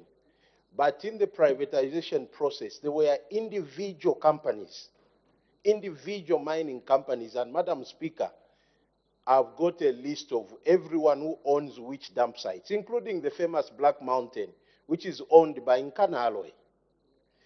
As Zambians, when this was happening, most of us were just watching, thinking these are useless dumps. But those that had foresight, they decided to buy them as they were and never use them, because at that particular time, Madam Speaker, the technology could not allow that those dumps could be processed. So they were bought, meaning they have kept them until they are ripe for use. And this is what is happening now. Now, because technology has increased, dumps have become useful. So those that bought them have now, gotten them now wanting to process them. So as government, we have started that process of negotiating not only the Black Mountain or the Mufrila slag, we are renegotiating all the mountains, all the tailings dams. We are doing that. I do not want to preempt where the negotiations are. All I can say is that they are very positive, and most of our youth countrywide are going to benefit from that. But like the Vice President said, we want to do it in a lawful manner, in a legal manner, not to be cited to be grabbing things from private entities. Madam Speaker, as regards the question, I hope I've made it very clear. So it is important sometimes, honorable members, if you don't have information, don't raise issues that you don't even have information about. Otherwise, you look embarrassed. So I'm not referring to the honorable member. I know the one I'm referring to. No. So if you don't have information about something, you are better off you consult on the side, Madam Speaker, than rising on the floor of the House to raise something that you may not have clear information about. So as regards the question from the honorable member from Nkana, yes, there is something special about the Muflira slag, honorable member, and believe me, it is owned by Mopani. So it is not a free slag dump. I have been on a table with the honorable member for Kankoyo. I've explained to him that the Mufrila slag has a specialized way of processing it, and it needs specialized equipment for it to be processed because of the way it came about. I may not go into the details because it will take the whole day. And that is why what was done was to float it for companies that have that specialized. Youths cannot just get it and sell it the way they were doing to the Black Mountain in Kitwe. It's very different. But in that proposal, there is embedded a component for the youths. Let me not say only youths, for the people, especially the people in Muflira, where the dump is. In that agreement, part of the proposal, that's why there is a letter of intent which must show how the youths will benefit out of it. So they are properly taken care of. And Madam Speaker, what we want to do as government is to have a situation that is sustainable. What we've been having in these mountains, number one, first, only few people were benefiting in the slags. It's a known fact. Now we want a wholesome benefit. Number two, we want, when it is done, youths have proper cooperatives or companies, so that, because that is a wasting thing. If you notice, the Black Mountain in Kitwe is wasting away. Even that one will waste away. So we want sustainable programs that when they raise capital from such, they quickly graduate into something else. Because what we are having, Madam Speaker, is that youths who get money from these slags or tailings, they get money, they buy Mercedes-Benz, they are skidding around. When that finishes, again, they come back to government, no, negotiate for us again. We cannot negotiate for 100% takeover. We can negotiate for a stake, which we are doing right now. So, Madam Speaker, everyone is on board on this issue. We are very mindful, Honorable Member, that the youths will be part of this slug, and that has been as explained to the people of Mufulira. I thank you, Madam Speaker. The Honorable Member for Kankoyo.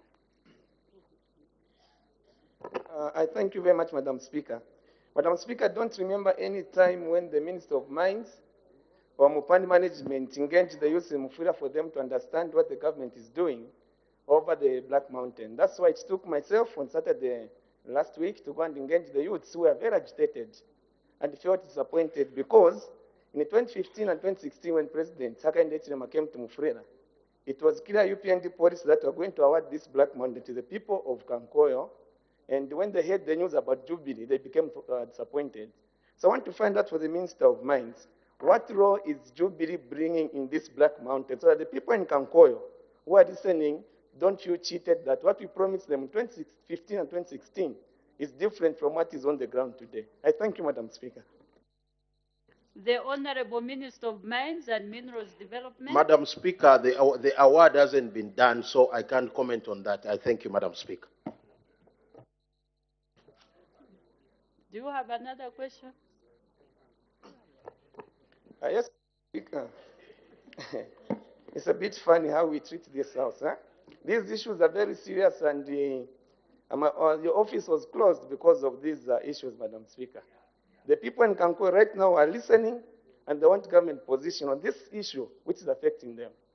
I'd want the Minister of Mines not to trivialize this and to take the people of Kankoyo seriously.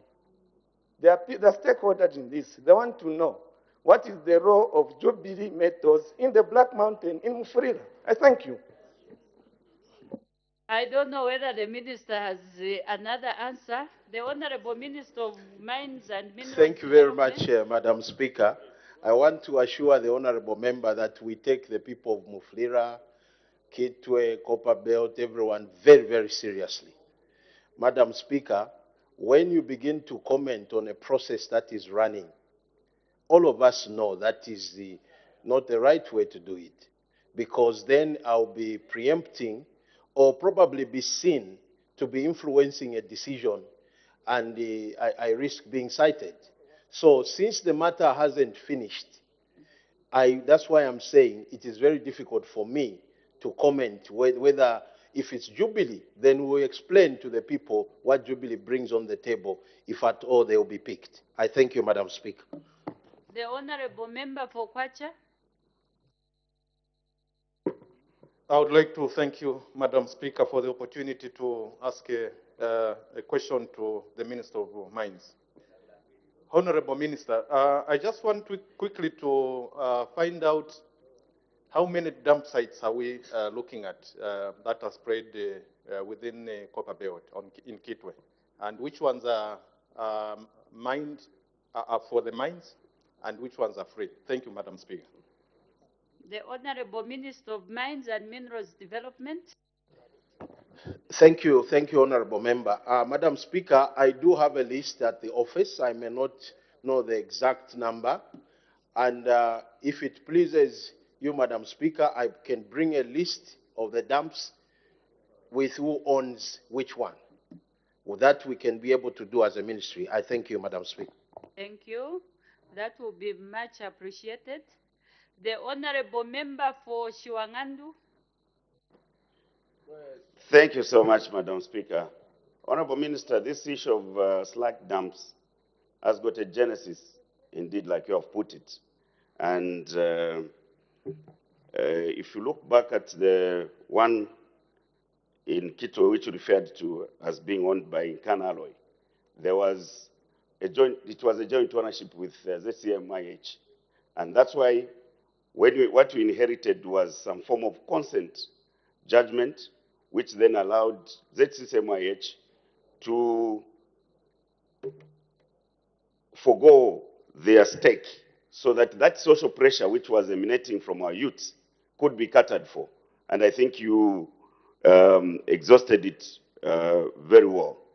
This issue And I must say, from the experience, you must have a multi-sectoral approach which will take care into account the... Order, Honorable Member. As the time is 10:40 hours, I suspend business for 20 minutes. Thank you for still watching Parliament television. The House has just taken a 20-minute health break, and under consideration is question number 131.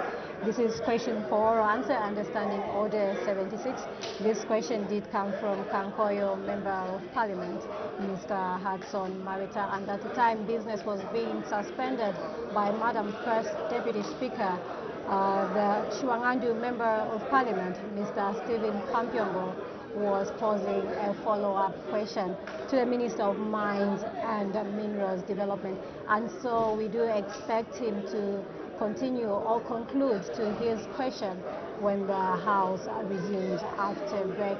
And we take a look at business that has been considered so far. So far, Madam First Deputy Speaker has made 3 announcements. We will give you the details at a later stage.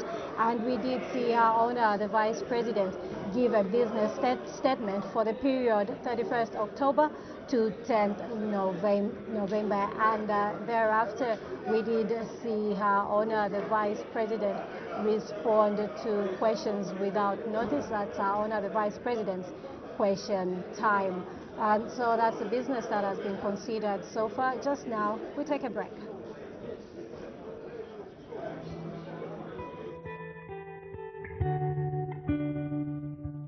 Management and staff of the National Assembly of Zambia would like to convey their deepest condolences to the Mwanamwambwa family on the demise of the former Speaker of the National Assembly, the Right Honorable Amusa Katunda Mwanamwambwa, GCDS, who passed away on Saturday, 21st October 2023.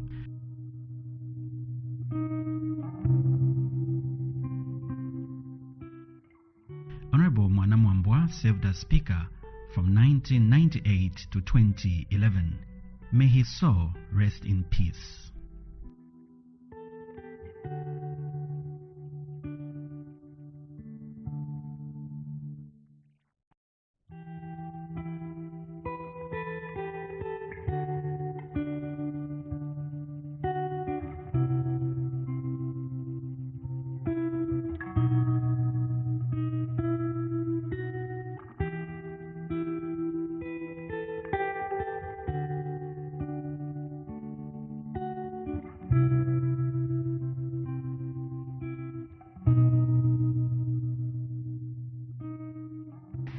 On behalf of the National Assembly of Zambia, your family, just like you mentioned, we are really sorry that our good man has gone to join the Lord. Yes. Yeah. We are going to miss him, and we value the work that he did at Parliament. He left a lot of good works there at Parliament, and even the buildings we normally see the name Amusa Mwanamwambwa and so many other things. So now it's like, wow, is it a dream that the person is not there, but the name, it will live on and on for a long time. Our children, great-grandchildren, the next generation, they are going to hear about this great man and the works that he did, and also the love for nature.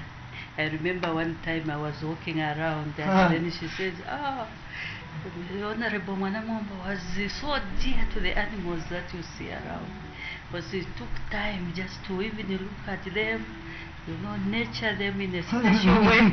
Yeah, so it's driving me crazy. Yes. So really, Ma'am, we are so sorry, and we are with you. National Assembly of Zambia is with you. This trying moment, we know it's not easy, but we know the Lord will take care of everything so that the passage, the transition would be so smooth.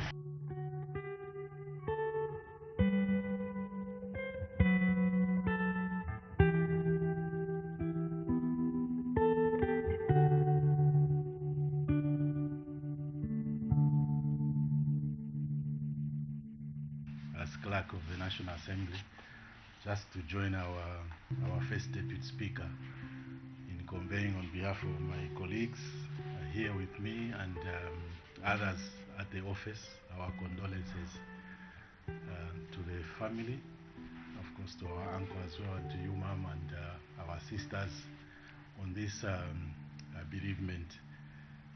We hold the dear man in very high esteem. Like you mentioned, a number of things were done at Parliament during his tenure. We can credit him with so many things, among them the reform agenda. I think that he took the reforms at Parliament like a storm. Most of the establishments that we have, the constituency offices, Parliament Radio, Parliament TV, the Visitors Center, and many other reforms can be traced to the reform agenda that he started when he just took over. So we are very grateful for the legacy that he has left. We will miss him, and I think that what he has left, I think for us as staff, it's something that we can carry on. We have also conveyed the message of condolences to our colleagues in the SADC region. So with these few remarks, Ma'am, we just want to thank you for receiving us.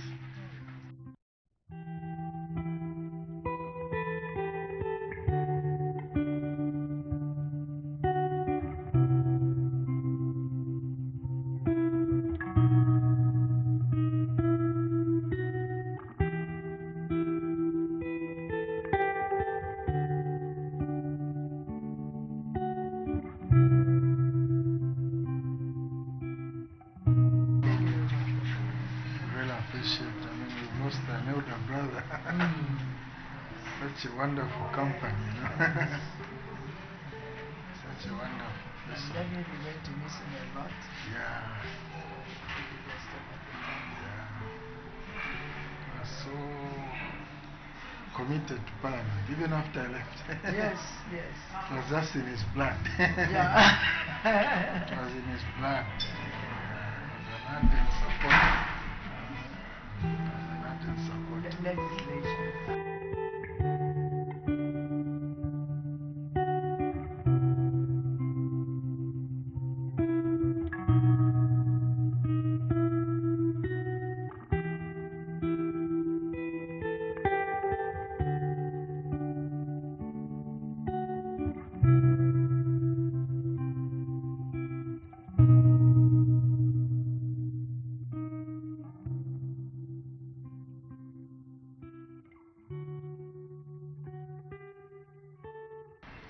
This family, as you see, has served this country with distinction.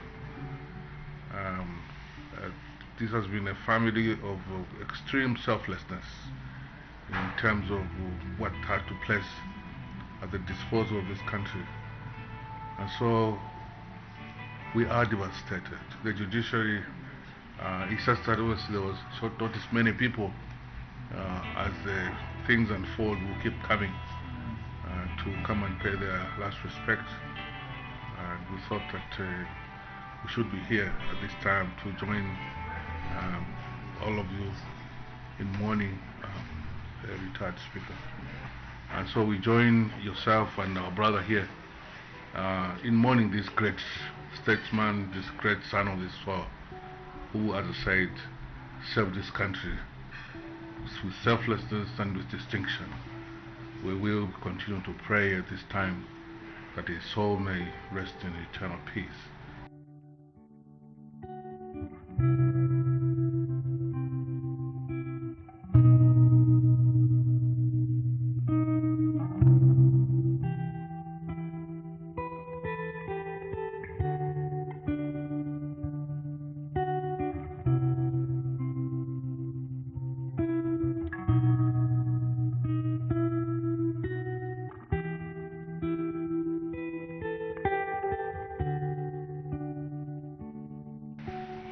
The passing of Mr. Musa Mwanamwambo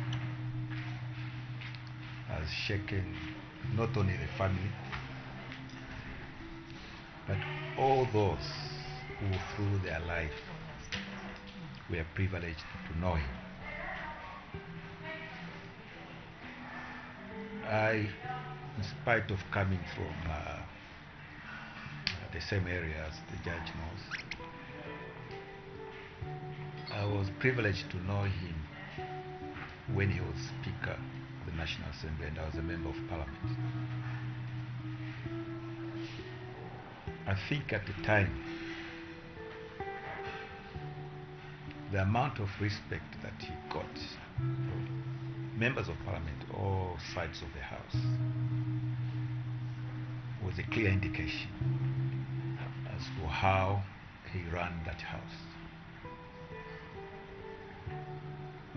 And before that, as we know, he held various positions, cabinet minister, and indeed a civil servant and a member of Parliament for long. In all these things, one thing that we notice is that he lived above board. I don't think there is anyone who can attach any scandal to Mr. Mwanamongo. I think he was a straightforward person, but not only was he straightforward, I think the development of the country was uppermost in his mind. I also happen to know some of the private aspects, very, very interested in tourism, wildlife. That's why I think Omulamu here will attest to the fact that every November, that's what made me sad, because I know that we are coming in November. Usually you take that time to be in Liwa National Park. Okay. He was also a member of the board of Liwa National Park to help restore that particular park. So it's a tremendous loss. We know he was a retired speaker, but the wisdom that was inherent in the man really benefited all those that came to him for counsel, and there are many, many people who passed through this home for counsel.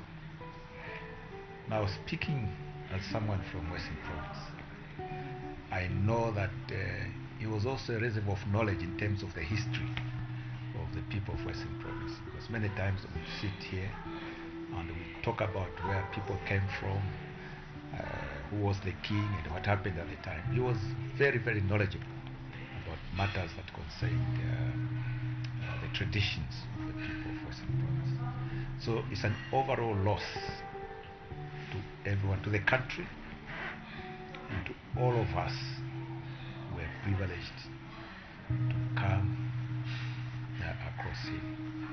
He will be deeply, deeply, deeply missed.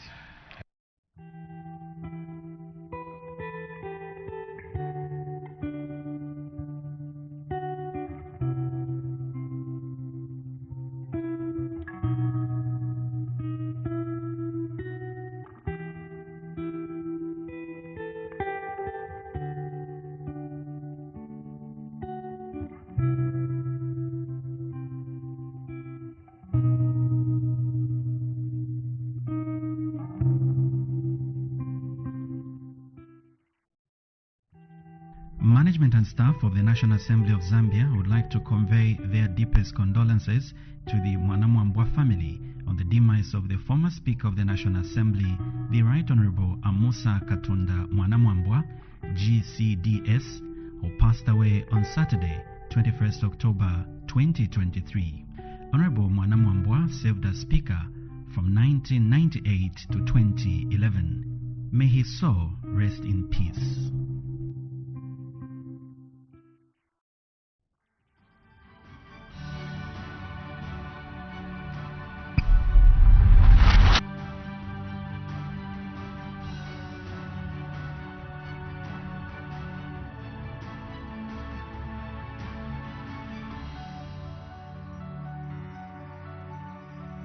My name is Kona Simunji. I was born from Mr. and Mrs. Simunji in Namamumbwa village in the eastern part of Nadikwanda. I did my primary school at Namshishe Primary School in 1974 to 1977. Then from there I moved to Nakaembe Primary School, where I did my grade 5 to grade 7. And then from there I went to Kawama School in 1982 up to 1986. From there I did my CABS As you are aware, I'm an accountant at Evelyn Horn. Thereafter, I did NATEC at Evelyn Horn. Thereafter, I did ACCA at ZICAS. Thereafter, I went to Copperbelt University, where I did my postgraduate diploma in finance.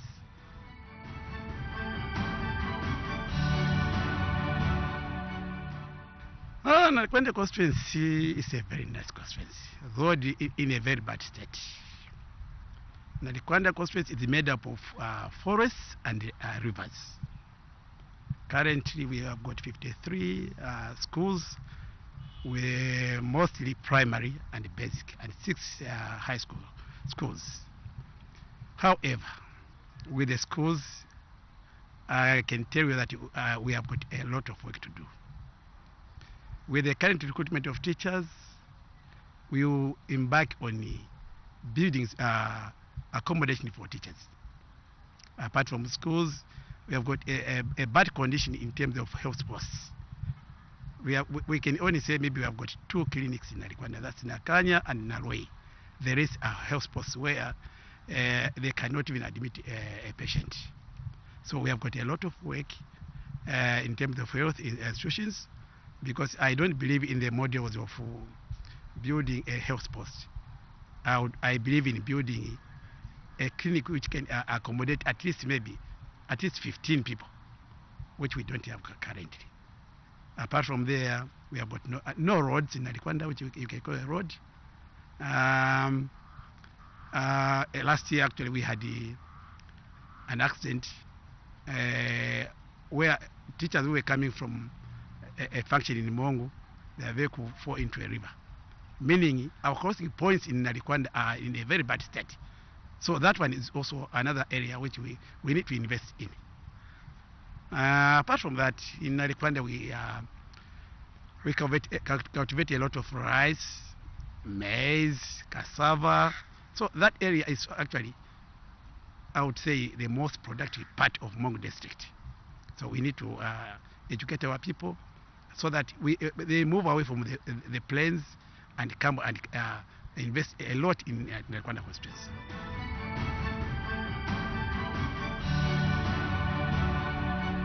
In Narikwanda, we have got a very big plan for them. With the CDF which has been given to the constituencies, we plan to start with the crossing points first. That's our first point. When we finish that one, we move to the clinics. If we can manage even to build mini hospitals, that would be better.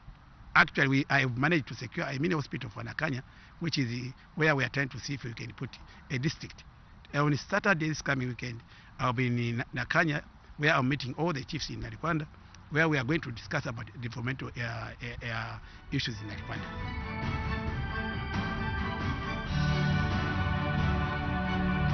My word to the people, my constraints, is that I'm part of them. I know all the problems which are related to Narikwanda. If I say I will bring development alone to Narikwanda, that will not be enough. We shall work as a community. I'll work with them to see that we work with our WDCs, because that's where development will start from. We work with them. We work with the chiefs, village admins, so that we see which development we should attack first. From there, we shall see that Narikwanda is developed. But actually, the major one, we need to make sure that Narikwanda becomes a district, so that we share resources. Because currently, all the resources which go to Mongo district, they just go to Mongo Central.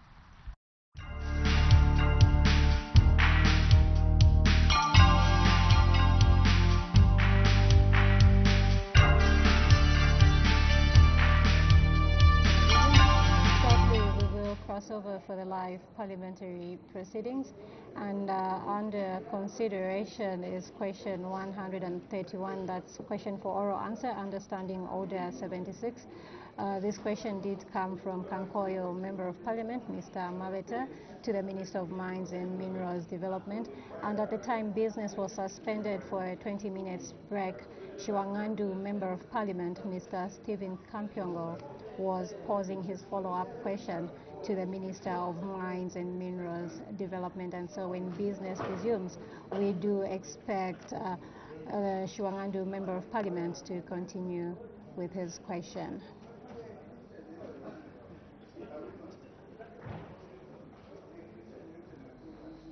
Honorable Members of Parliament,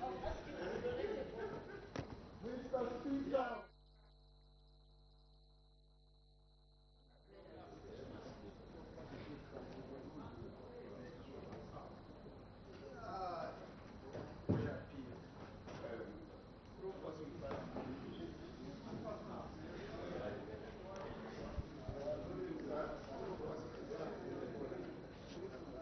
Bells are ringing. The quorum is not present in the House. It is a requirement that 1/3 of members of Parliament need to be present for business to be transacted on the floor of the House. And so when business resumes, we do expect Shiwangandu Member of Parliament, Mr. Stephen Kampyongo, to continue or rather conclude on his follow-up question to the Minister of Mines and Minerals Development. This is to question 131, which was posed by Mr. Hudson Mabeta, who is Kankoyo Member of Parliament. And so far, yet to be considered questions for oral answer under Standing Order 74.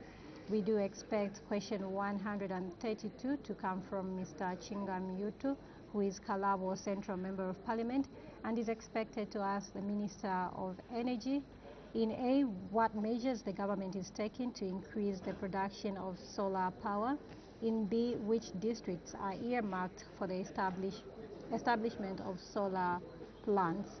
And question 133 is expected to come from Mr. Cliff Mpundu, who is Chamber Member of Parliament, and is expected to ask the Minister of Health, in A, whether the government has any plans to construct a level 1 hospital in Chembe district, in B, if so, when the plans will be implemented, and in C, if there are no such plans, why.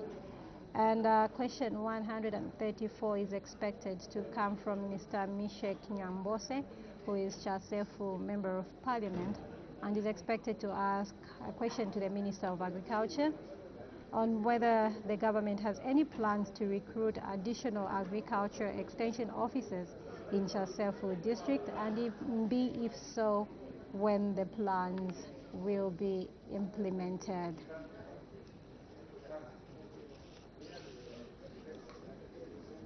Bells are still ringing. The quorum is not present. It is a requirement that 1/3 of members of Parliament need to be present for any business to be transacted on the floor of the House. We expect a motion to be moved by Mr. Fred Jatila, who is Momba Member of Parliament and is the chairperson for the Planning and Budgeting Committee. This motion is to adopt report of the Planning and Budgeting Committee, that this House do adopt the report of the Planning and Budgeting Committee on the annual borrowing plan for 2024 financial year for the third session of the 13th National Assembly, laid on the table of the House on Wednesday, 25th October 2023. And after the consideration of this motion, there will be reconsideration of the Human Rights Commission Bill, National Assembly Bill number 8 of 2023, with the message from the President. We also expect a resumption of debate on the motion of supply. This is a motion of 29th September, a motion that was moved by the Minister of Finance and National Planning after he presented the 2024 national budget, that the House do now resolve into Committee of Supply. Just now, we take you to the floor of the House.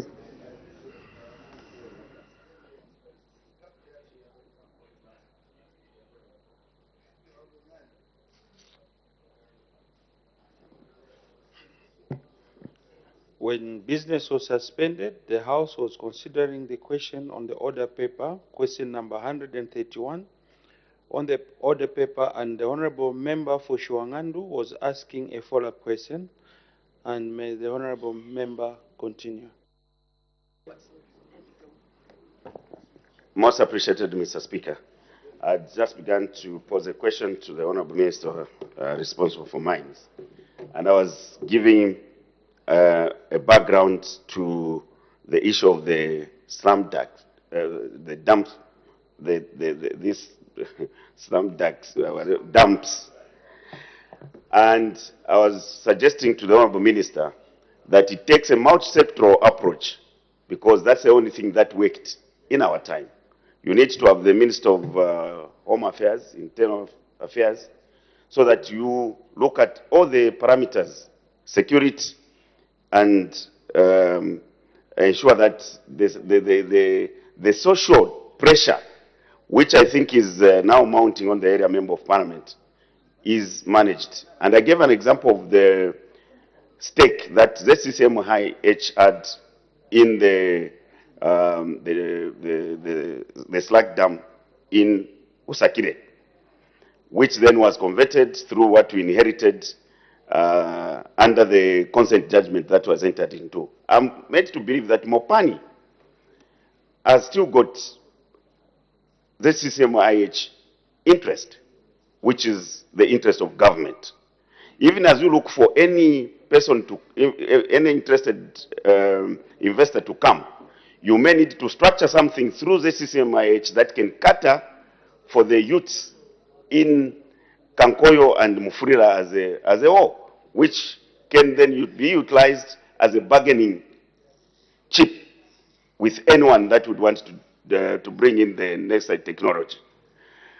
My question to you, Honorable Minister, and knowing this background and the pressure that is mounting, because the youths who have got no jobs and you know, the cost of living that is escalating needs to be managed using different fronts. May the Honorable Member Are you able order? to May the Honorable Member ask the question? have a stakeholders engagement, which will involve the Honorable MP and the other stakeholders to discuss what will be the best way forward in managing that dump site before you can get in to have an investor with technology that you have talked about. I thank you, Mr. Speaker. The Honorable Minister of Mines and Mineral Development. Thank you, Honorable Member, and thank you for that elaborate background to the issue. Mr. Speaker, I want to emphasize that this particular project is actually a joint venture between Mopani and whoever investor will be picked. That investor is solely coming because, like I said, that project is a specialized one, and it needs specialized equipment. So that is the procedure. When you look at the answer, the way it was structured, it talked about stakeholders, it talked about engaging the community, and I want to re-emphasize that I've had a discussion with the Honorable MP for Kankoyo over this matter. I thank you, Mr. Speaker. The Honorable Member for Chilubi. Thank you, Mr. Speaker. People of Chilubi would like to find out, since there's ongoing mining in the country, apart from Kankoyo and many other, and you referred to that there are a lot of dump sites that you have to deal with. Is government thinking of developing a policy that is going to take care of the social, economic benefit of the community where mining is happening as a long-standing measure, proactively than we are reacting to it? The Honorable Minister of Mines and Minerals Development. Thank you very much, Mr. Speaker. I feel free to push my question. And thank you, Honorable Member, for that very wonderful question. Mr. Speaker. Honorable Minister, maybe translate that. I was telling him that that is the right way of asking questions. He's my friend, so I was just trying to thank him for asking a question that is very beneficial to the country. Mr. Speaker, if you've heard the honorable member, we've pronounced a policy of formalization of artisanal and small-scale miners. And embedded in this policy is the help. In fact, it is in the mines and mineral, the new mining policy that we've put across, that will formalize activities for our people.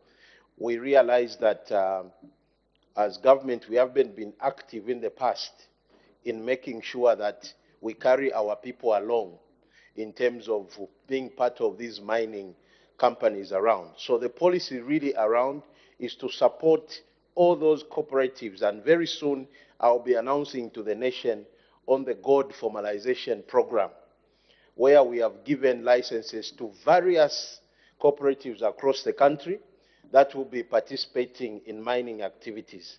We really want to take our people along, and I know what is informing your question, Honorable Member, is the activities in Luapula Province.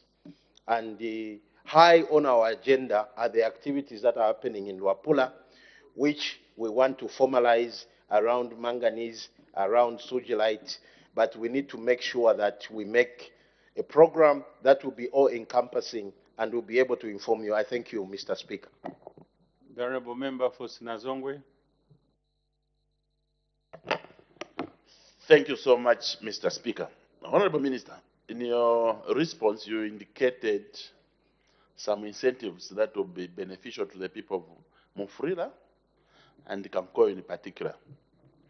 What I wanted to find out, Honorable Minister, looking at the way you handled the Black Mountain, where you had a lot of stakeholders engaged in movement, including members of Parliament, don't you think, Honorable Minister, it is prudent for you to go with the Honorable Member of Parliament for Kankoyo to Mufrila, also the Member of Parliament for Mufrila, because they are stakeholders as well, and talk to the people? They hear from you as the Minister in charge of mines. Maybe that can help to resolve the issue, because the way I'm looking at the Honorable Minister is not at ease. I submit, Mr. Speaker. The Honorable Minister of Mines and Minerals Development. Thank you very much, Honorable Member. Mr. Speaker, we intend to do that immediately that process is done of securing a joint venture program that will incorporate new technology that will help us process that slag. We will do a public engagement with our people there and explain. If we said we went there today, it is going to be a speculative announcement. So we want to make sure that we are definite with what we are telling our people. I thank you, Mr. Speaker. The Honorable Member for Chipiri. Thank you, Mr. Speaker. Honorable Minister, I want clarity. Since you have said that the youth or people of Zambia, in particular Mufrila, could register the cooperatives. Now, in the event that we will give this dump site to the investor, how are they going to get the share from the same dump? Are you going to use the same method that you used in Kitwe dump site? Thank you. The Honorable Minister of Mines and Minerals Development. Thank you, Honorable Member, and thank you, Mr. Speaker. Mr. Speaker, this whole slag package, whoever must come in that joint venture is discussing with Mopani on how cooperatives, different groupings will be incorporated before any investor is awarded with that technology, coming with that technology. They must make it clear as to how they will engage the youth. That is part of a qualification action. It's a critical component of, if it doesn't give a clear path on how the youth will be formally allowed to work, then that is a disqualification on its own. So there has to be a clear path in the whole package. So there has to be a clear path on how youths can be incorporated in the process. I thank you, Mr. Speaker. The Honourable Member from Mbabala. Thank you. Thank you so much, Mr. Speaker, and good morning. Honourable Minister, the people of Mbabala wish to know what is the value or mineral content in these dump sites, which people are so eager to utilize, so that maybe we can also shift there. Thank you so much. The Honourable Minister of Mines and Minerals Development. Thank you very much, Honourable Member. We have various dumps dotted around the country, so it may not be easy to tell you the mineral content. As a matter of fact, the way these, especially the tailings, the more they actually stay, the more they actually gain mineral content. So, and you must know there is a difference between a slag dump and a tailings. Yeah, so those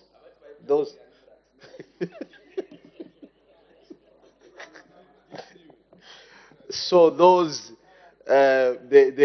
even their mineral content and the way they are processed are different.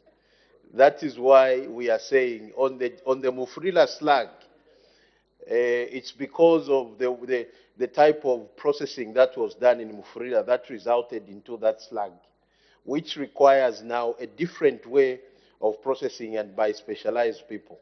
So in terms of the content, Honorable Member, I would not say all tailings dams or all slag dams are 2% or 5%. It depends when you go there, you do your feasibility and your due diligence, then it will tell you this slag will give you this percentage of copper or this percentage of cobalt. I thank you, Mr. Speaker. The last one, the Honourable Member for Kantanshi. Thank you very much, Mr. Speaker.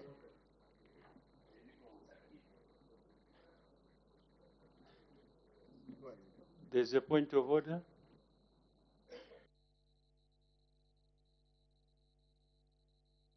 Thank you, Mr. Speaker. Mr. Speaker, let me apologize to Honourable Member for Kantanshi for disturbing his thought. Mr. Speaker, standing orders 65 and other standing orders are very clear that when a member is debating, particularly when the minister is making a presentation, we should all remain quiet and listen. Was the Honourable Member for Nkana, was he in order, Mr. Speaker, telling the Honourable Member from Mbabala, who wanted to know the value of these dump sites, so that his people can also take advantage and go and also salvage the situation depending on the... And the Honourable Member for Nkana said, let him just talk about anthrax. not the dump site. And shockingly, the minister was enjoying also that comment. Was the Honourable Member for Nkana in order to curtail my brother who also wanted to take advantage of these dump sites? I seek your serious ruling, Honourable Speaker. Thank you. Maybe a word of caution to all the members. Let's ensure that we observe quietness, especially when your friend, your other colleague has been given an opportunity to respond or to ask, because you are asking or speaking on behalf of your people, and also eager, they are very eager to ensure that they get something from your time as you debate. So the Honourable Member for Nkana was not in order to do that. He was completely out of order. Thank you. May the Honourable Member for Kantanshi continue. Thank you so much, Mr. Speaker. Honourable Minister, thank you so much for your responses so far. I just wanted to put something straight on record. The slag dump 1 is shared between Kankoyo and Kantanshi, 50% each. It faces Mataba Milling, where Lea Mukutuwad starts from. So I wanted the House to know that the concerns of the MP are exactly my concerns. But for us in Kantanshi, we have been lucky. Most of the miners are working in the mine, as opposed to my honorable colleague who most of the young people there or the youths there are not in active employment, therefore the pressure that he's having. But I wanted to bring this to your attention, Mr. Honorable Minister. I know you have never sat with me on the matter of the slag dam. I've had a lot of opportunities to discuss with you other things relating to mining. But this is the second time that we are receiving news of an investor. First, there was a company called Blue, which came hot from Dubai. After the president's last visit to Dubai, there's a company that came in Muflira that it had won the slag dam. Then now this company called Jubilee. So for the youths in Kantanshi, they feel something is not happening right. Maybe Muriuko ubufumfun tungo. You see, there is no honesty. So, Honorable Minister, going forward, the stakeholders' engagement you talked about, we have never seen it in Kantanshi or Kankoyo or indeed Muflira. It means, Mr. Speaker, not honesty. So the youths are expectant, but what we are receiving, now this is the second company we have received. And it's coming at a time when the cost of living is high, jobs are difficult. So I wanted to find out from the Honorable Minister, when can you seriously meet us or probably give a directive to Mupane, which is a 100% government company, that they should seriously, as community leaders, engage us for the benefit of all the stakeholders, including the company that will come to invest. I thank you, Mr. Speaker. The Honorable Minister and for Mines and Minerals Development. Thank you very much, Mr. Speaker, and thank you, Honorable Member for Kantanshi. Meaning, Mr. Speaker, there is no dishonesty about it. And I will re-emphasize to the teams at Mopani, if the reports they have given us that they have engaged you are not correct, then I'm going to engage them today and tell them to do the right thing. I thank you, Mr. Speaker. Next question. The Honorable Member for Kalabo Central. Thank you, Mr. Speaker. Question number 132. The Honorable Minister of Energy. Thank you, Mr. Speaker. I'm the captain. Mr. Mutu MP Kalabo Central Parliamentary Constituency is asking the Minister of Energy 2 questions.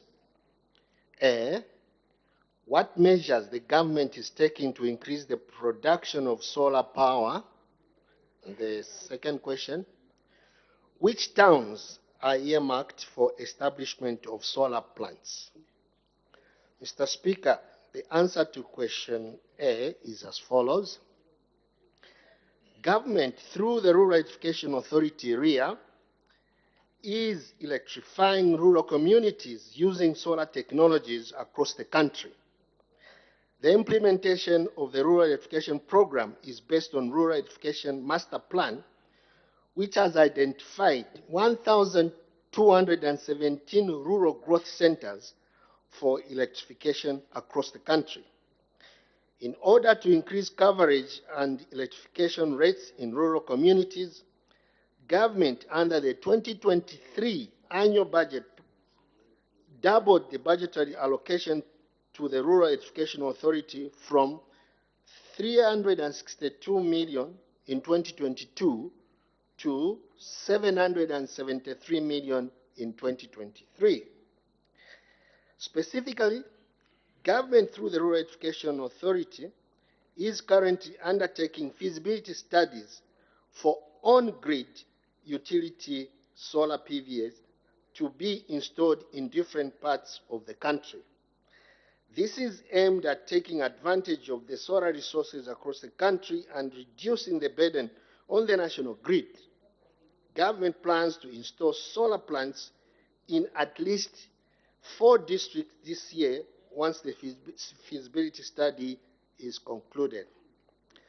RIA is currently assessing viability of on-grid in 24 districts in Western, Luapula, Northern, Muchinga, and Northwestern provinces.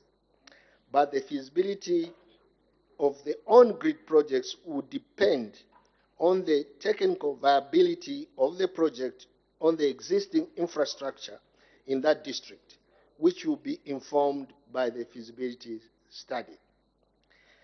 This is in addition to the effort that government is already implementing solar off-grid systems in areas that are very far from the national grid.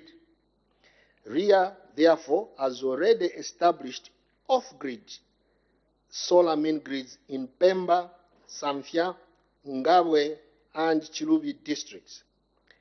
This year, RIA intends to develop 18 solar mini-grids and install more than 300 solar home systems in selected locations across the country. To create a conducive environment for renewable energy development, government is implementing and supporting the following measures. 1. Development of an integrated resource plan, IRP. The integrated resource plan is a power sector plan for the next 30 years. The IRP power generation plan has recommended a total capacity addition of 2,656 megawatts by the year 2026, out of which 1,555 megawatts is solar technology. 2. Development of the renewable energy strategy and action plan. The ministry has developed the renewable energy strategy and action plan, which provides a roadmap under which the country is expected to implement various renewable energy technologies. Based on this plan, government is implementing the following measures. 1. Streamline the licensing procedures for renewable energy developers. The Ministry of Energy is establishing a one-stop shop to streamline the licensing procedure and to speed up the entire licensing process. This measure will be implemented this year. 2. Revised renewable energy fiscal incentives. Government has put in place renewable energy incentives that are based on SI 102 and 104 of 2021 and SI 17 and 86 of 2022, which exempt selected solar projects from import duty and VAT. In respect to this, the ministry has developed a customs handbook highlighting solar equipment that is exempt from taxation. 3. Migration to cost-reflective tariffs. The migration to cost-reflective tariffs is intended to attract investment in the renewable energy space. 4. Development of an open access regime framework. The ministry is developing an open access market structure and regulations that will facilitate the actualization of an open access electricity market. The objective is to facilitate non-discriminatory access to electricity transmission, distribution networks, and power trading in the country by all players in the electricity supply industry. Answer to question B. The towns earmarked for the establishment of solar plants, the government of the Republic of Zambia, through the Rural Education Authority, has continued to implement solar power plants across the country. Under the 2023 work plan and budget, RIA is implementing off-grid solar plants or solar mini-grids across the country, namely, 1. Chunga Solar Mini-Grid in Mumbwa, 2. Ngabwe Council Solar Mini-Grid in Ngabwe, 3. Chief Lundu Solar Mini-Grid in Chama, 4. Chieftainess Mwanya Solar Mini-Grid in Lundazi, 5. Chiweza Solar Mini-Grid in Lumezi, 6. Chief Chama Solar Mini-Grid in Kawambwa, 7. Ninje Solar Mini-Grid in Samfya, 8. Chilubi Hospital Phase 1 Solar Mini-Grid in Chilubi, 9. Chilubi Boarding School Solar Mini-Grid in Chilubi, 10. Chiwika Solar Mini-Grid in Mwenilunga, 11. Kelongwa Solar Mini-Grid in Kasempa, 12. Chief Mpindi Solar Mini-Grid in Zambezi, 13. Mkanda Nzovu Solar Mini-Grid in Kalomo, 14. Lumba Solar Mini-Grid in Zimba, 15. Natukoma Solar Mini-Grid in Shangombo, 16. Makchu Solar Mini-Grid in Limulunga. The total budget for the implementing the above listed off-grid solar plants under the 2023 is 177 million kwacha. Additionally, RIA is currently undertaking feasibility studies on behalf of the Ministry of Energy for installation of 2.5 megawatt on-grid power plants across the country to improve the energy mix on the Zambian national grid. The list below also includes on-grid solar power through independent power producers and ZESCO to increase solar production in the country. The towns are Kalomo District, Monze District, Ncherenge District, Kawambwa District, Borokoso District, Kasempa District, Kawama District, Lundazi District, Chama District, Mansa Chipiri, Nalolo Solar PV Project, Mansa and Chipiri Solar PV Projects, Kafiwe PV Solar Projects, Lusaka, Ultra Green Solar PV Power Plant in Serenje, Kansanshi Solar PV Power Plant, Masaiti Energy Center, Ilute Solar PV Power Project, Western, Luminara Solar PV Power Project, Chiwombo, ZESCO PV Power Projects countrywide, Mazda Power PV Projects countrywide, Getfeed, Kafiwe, Kabwe, and Kitwe. Government will continue to implement solar projects where they are more viable than any other technologies. Mr. Speaker, I submit. Supplementary questions? The Honorable Member for Kawata. Thank you, Mr. Speaker, for the opportunity. Honorable Minister, I just wanted to find out, first of all, Honorable Minister, the use of renewable energy is actually booming in the country, and we have seen that most of our rural areas actually they have resorted to use renewable energy, such as solar. Now, I wanted to find out whether your ministry has a policy that specifically speaks to solar energy. If so, do you plan to actually revise it? The Honorable Minister of Energy. Thank you, Mr. Speaker, and thank you for that question. Mr. Speaker, I've indicated that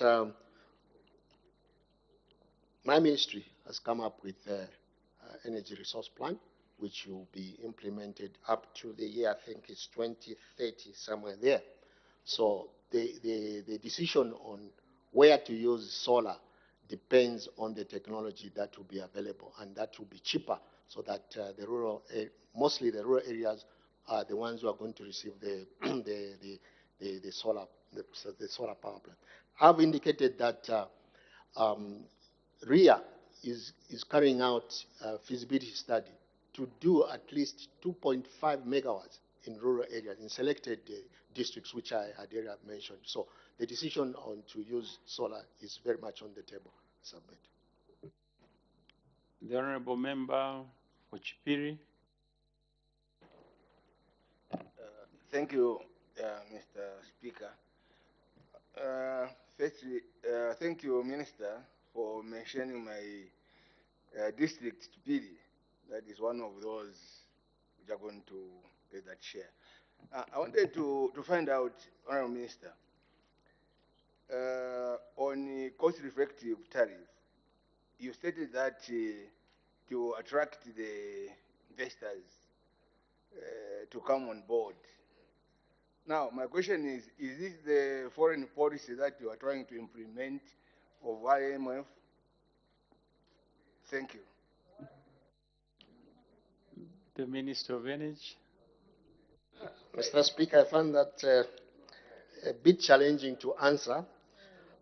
This is about business. This is not about foreign policy. This is what we want to do to rectify, to put power into our country. So it has nothing to do with the foreign policy. What we are trying to do is to encourage even the Honorable MP, if he has got resources or he can go to the bank and borrow and set up a 2.5 megawatts in Chipili, he's more than welcome. Thank you. The Honorable Member for Kalabo Central. Thank you, Mr. Speaker. The response alluding to feasibility studies. The amount of this study, the worthiness of the study,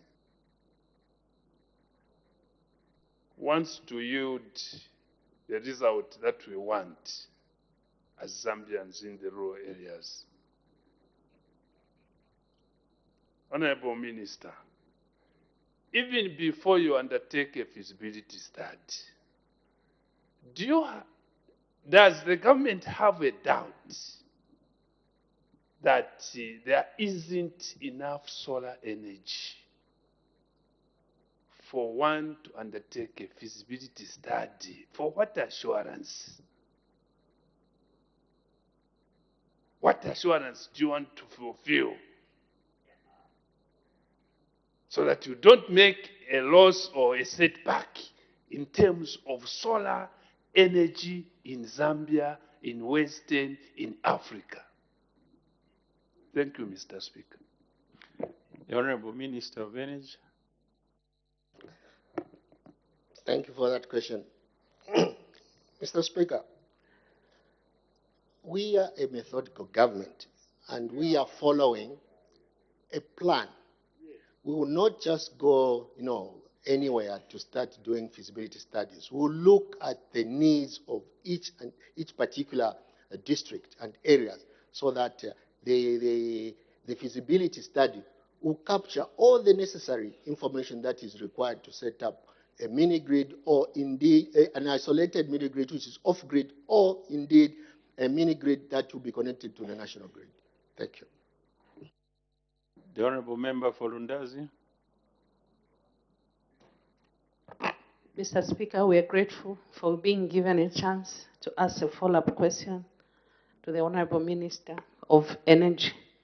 Honorable Minister, the idea of increasing production using solar energy is a very good idea, and we welcome it, especially in Londazi, where we are not connected to the national grid. Honorable Minister, the people of Londazi are grateful that you have considered them for this particular production. However, the question that I have for you is, which one is going to come first for the people of Londazi? Is it being connected to the national grid or this increase by solar? I submit. The Honorable Minister of Energy. Thank you, Mr. Speaker. Actually, from the list, I can see that the mini grid, solar mini grid for Lundazi in Chieftainess Mwanya will be done under this financial year. So the solar mini grid is going to be done earlier than the the grid connection to the national grid. I submit. The Honorable Member for Itestes. Thank you, Minister, for the responses. Minister, I would want to recommend the political will that is coming from your ministry in wanting to see that this energy transition is actualized. Now, Minister, in the short term, there's been a lot of attraction from different investors that wants to invest in solar energy because it's more sustainable than the other sources that we are using that also contributes to climate change. But they are struggling with approval processes from some of the line ministries outside the Ministry of Tourism. How are you enhancing the coordination to ensure that some of the people that want to invest in this energy source, which is more sustainable, they easily come on board and they contribute to this desired energy transition? Thank you so much. The Honorable Minister of Energy. Thank you, Mr. Speaker. Let me take this opportunity to inform the Honorable Member of it is that we've got a ministerial committee that deals with energy. It includes the green economy, tourism. So if there are any investors that are facing challenges in getting approvals from line ministries, you are free to approach us and we'll be able to attend to whatever situation it is. Thank you. The Honorable Member for Kaumbwe. Thank you. Thank you, Mr. Speaker. Honorable Minister, Kaumbwe constituency, just like many other constituencies, have contributed 1 million kwacha to RIA towards rural electrification. What role is this 1 million kwacha going to play in the establishment of these power grids in the Kaumbwe constituency? Because I've heard my constituency is not part of the areas that is going to benefit from these mini grids. Thank you. The Honorable Minister of Energy. Thank you. The 1 million that we had requested all constituencies in rural areas to put aside for rural electrification was meant mainly for a particular constituency to choose which areas or schools or clinic that needed to utilize that 1 million. We had initially planned that we could collect 1 million kwacha from all constituencies, but the idea couldn't work because of our audit queries.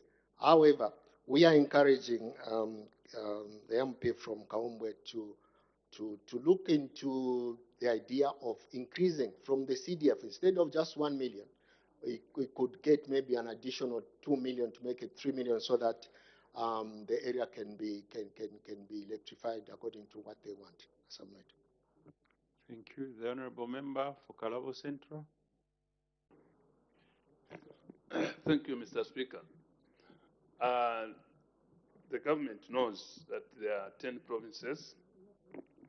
Also, there are 116 districts. And out of those 116 districts, and out of the 10 provinces, the government also is very knowledgeable which ones are too rural. Why can't there be a deliberate program or policy strictly on the 116 districts exclusively of those deep rural constituencies, that feasibility study, you target the rural areas such that the feasibility study will give out the results for the rural areas which are in need of this power. Why can't the government do that? Thank you, Mr. Speaker. The Honorable Minister of Energy.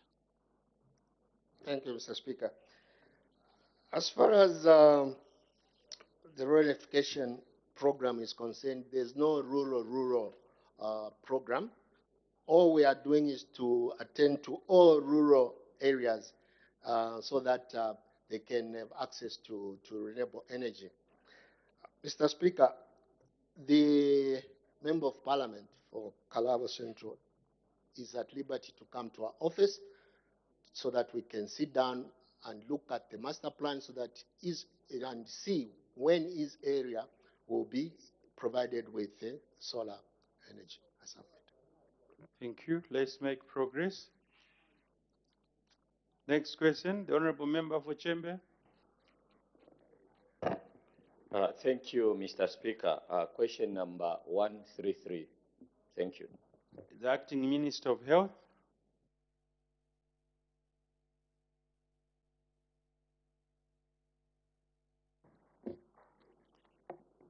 Thank you, Mr. Speaker. And thank you to the Honorable Member of Parliament for Chembe, Mr. Mpundu, who has asked the Minister of Health the following questions. A, whether the government has any plans to construct a level 1 hospital in Chembe district. And B, if so, when the plans will be implemented. C, if there are no such plans, why? Mr. Speaker, the responses. Mr. Speaker, government has plans in A, to construct level 1 hospitals in all districts countrywide that do not have a level 1 hospital, and Chembe district is expected to benefit from this government intervention. However, Mr. Speaker, due to limited fiscal space, the construction of level 1 hospitals is being implemented in a phased approach. In B, Mr. Speaker, government intends to continue constructing new district hospitals after completing the construction of the ongoing 36 district hospitals countrywide. The construction of the 36 district hospitals is expected to be completed by the end of 2024. The number of district hospitals to be constructed in 2025 therefore will depend on the amount of funds that will be provided for this purpose. In C, Mr. Speaker, as stated earlier, government has plans to construct district hospitals in districts that do not have first-level hospitals. Therefore, part C of the question falls off. Mr. Speaker, I thank you. Supplementary questions. The Honorable Member for Chembe. Thank you, Mr. Speaker. Honorable Minister, as you are aware, Chembe is a border town, and these services caters for both Zambians and our brothers from Congo. And you can see the pressure that is there. Since you have said that you are going to implement the construction of this level 1 hospital in phased manner, is Chembe in the first phase? Thank you, Mr. Speaker. The Acting Minister of Health. Thank you, Mr. Speaker, and thank you, Honorable Member, for that good question. Certainly, Zambia has always been of that spirit, of that sharing spirit, and that is the way we continue into the future. Mr. Speaker, as indicated, those that are being done now, out of that list, Chembe is not one of them, and therefore, Chembe will look to the next round when this phase is complete. I thank you. Honorable Member for Bahati. Thank you so much, Mr. Speaker. And thank you, Minister, for your responses. It's good indeed to hear that you have plans to build level 1 hospitals throughout the country. My simple question to you this morning is that have you acquired land for, where these hospitals will be constructed? I thank you, Mr. Speaker. The Acting Minister of Health.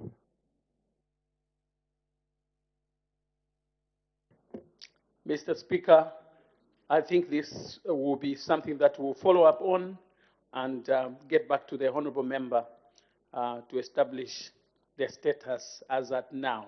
And Mr. Speaker, I believe the honorable member is a key stakeholder who plays a role in securing of land.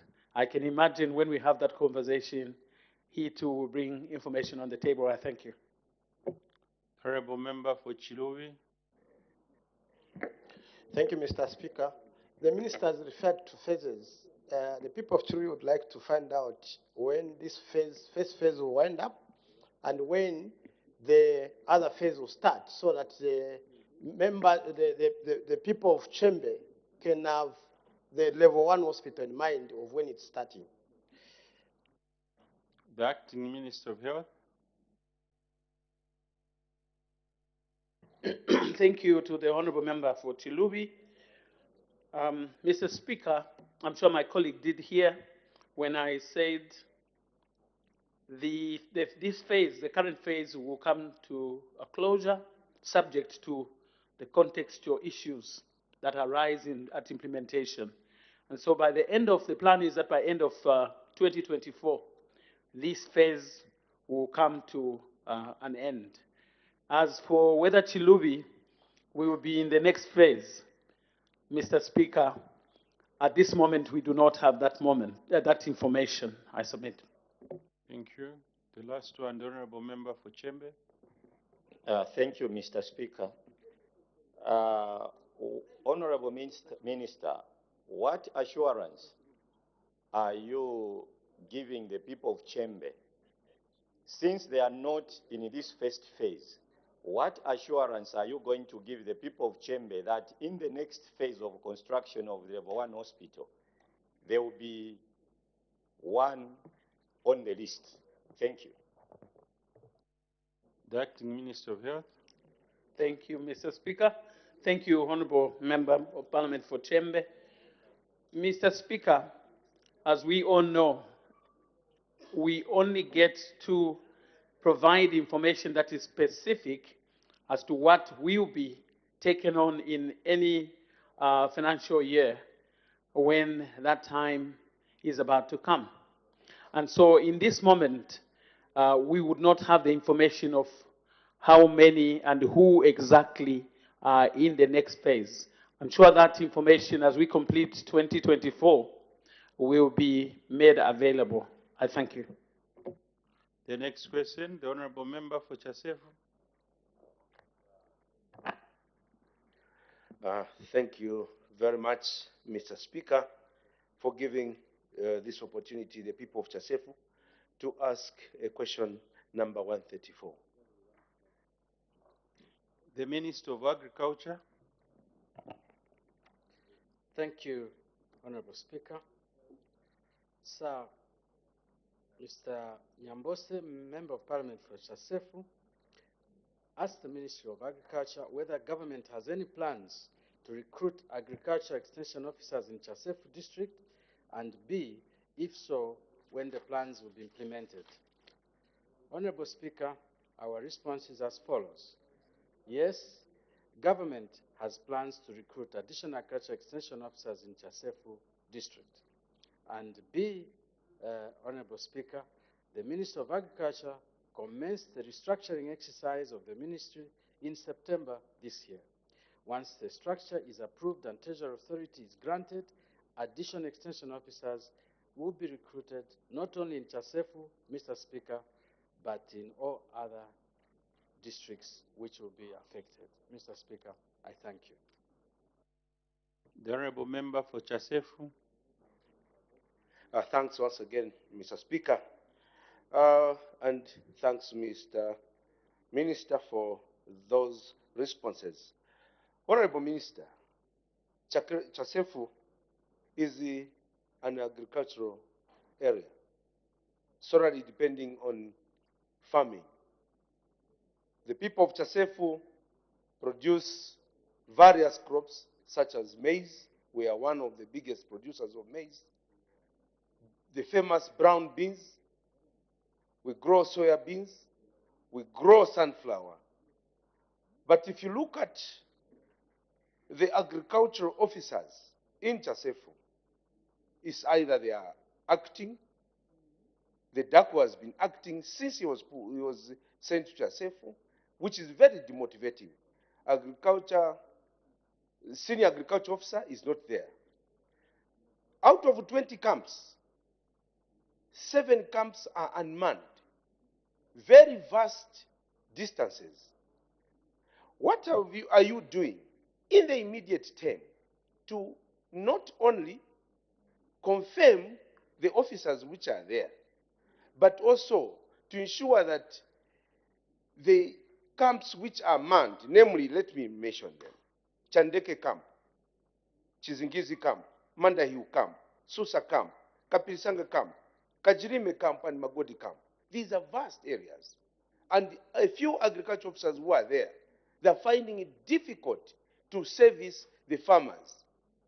Besides that, they have challenges of mobility. What are you doing to ensure that these agriculture officers are recruited immediately? Thank you. The Honorable Minister of Agriculture. Thank you, Honorable Speaker. I would like to assure the Honorable Member for Chasefu that as we are talking, the Ministry released funds to the Provincial Culture Coordinator for procurement of motorcycles to assist people in the province. And I would like to assure you that Chasefu is going to receive some motorcycles so that those vast areas can be covered by the few extension officers who are there. We're also going to give them computers so that they can cover a little bit more and be able to communicate with most of the farmers in the area. Mr. Speaker, for now, that is what I would say. Until Treasury Authority is given, unfortunately, we cannot employ because of the financial implications. I thank you, sir. The Honorable Member for Chadiza. Thank you, Mr. Speaker, for the opportunity. Minister, just like in Chasefu, agriculture is a serious business in Chadiza. You have mentioned that you are awaiting Treasury Authority for you to employ. Minister, precisely when do you think Treasury Authority shall be granted to your ministry? Mr. Speaker, I thank you. The Honorable Minister of Agriculture. Thank you, Mr. Speaker. It is evident that almost all the members of Parliament are seriously affected because as at now, Mr. Speaker, I'm sorry. We only have 2,600 extension officers against well over 4,500 extension officers that we need. So this can be common in most of the areas. I would like to assure the House that the provision of motorcycles is not only going to be in Chasefu, but in most of the areas. I did indicate on the floor of the House that we will provide to almost all extension officers motorcycles this year, and that will give them wider coverage. In terms of Treasury Authority, it happens as and when the ministry is able to recruit staff and take care of all the accruing costs that will come with that employment. Mr. Speaker, I thank you. The Honorable Member from Pongwe. Thank you so much, Mr. Speaker. Honorable Minister, we appreciate the plans to employ more extension officers. But however, we have some extension officers who are failing to live in their camps and hence not servicing the farmers. What plans do you have to such officers? I thank you. The Honorable Minister of Agriculture. Honorable Mr. Speaker, a very, very important question. Just like we have done with the Ministry of Home Affairs to provide for a police vehicle, just like we have done with other areas where we are supporting other ministries, I'm appealing. In fact, the President has given a directive that we should try to assist build houses using CDF for these extension officers. So where you can build a moderate house for these extension officers so that they can move to these areas. But at the same time, what is the ministry doing? We are, Honorable Mr. Speaker, working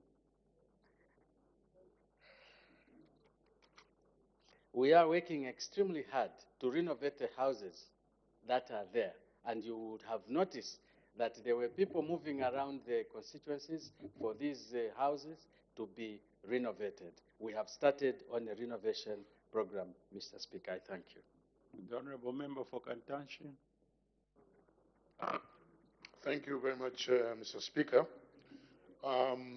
Thank you, Honorable Minister, for your responses. Although the people of Kantanshi feel there is more that your ministry needs to do, considering the premium that you have placed on the output, especially on maize. I wanted to find out from you, we're getting towards the end of the year, and of course the beginning of a new farming season. In the event that the Treasury Authority is not granted, what other methods are you going to use to ensure that we get these young men and women who are right now holding on to agriculture qualifications, support the farmers in these various areas? Do you have any plans beyond the Treasury Authority, considering that you know very well, Honorable Minister, that financially we're going through a phase economically, so we might not have resources immediately, but that doesn't stop us from using other methods to ensure that we optimize the agricultural season.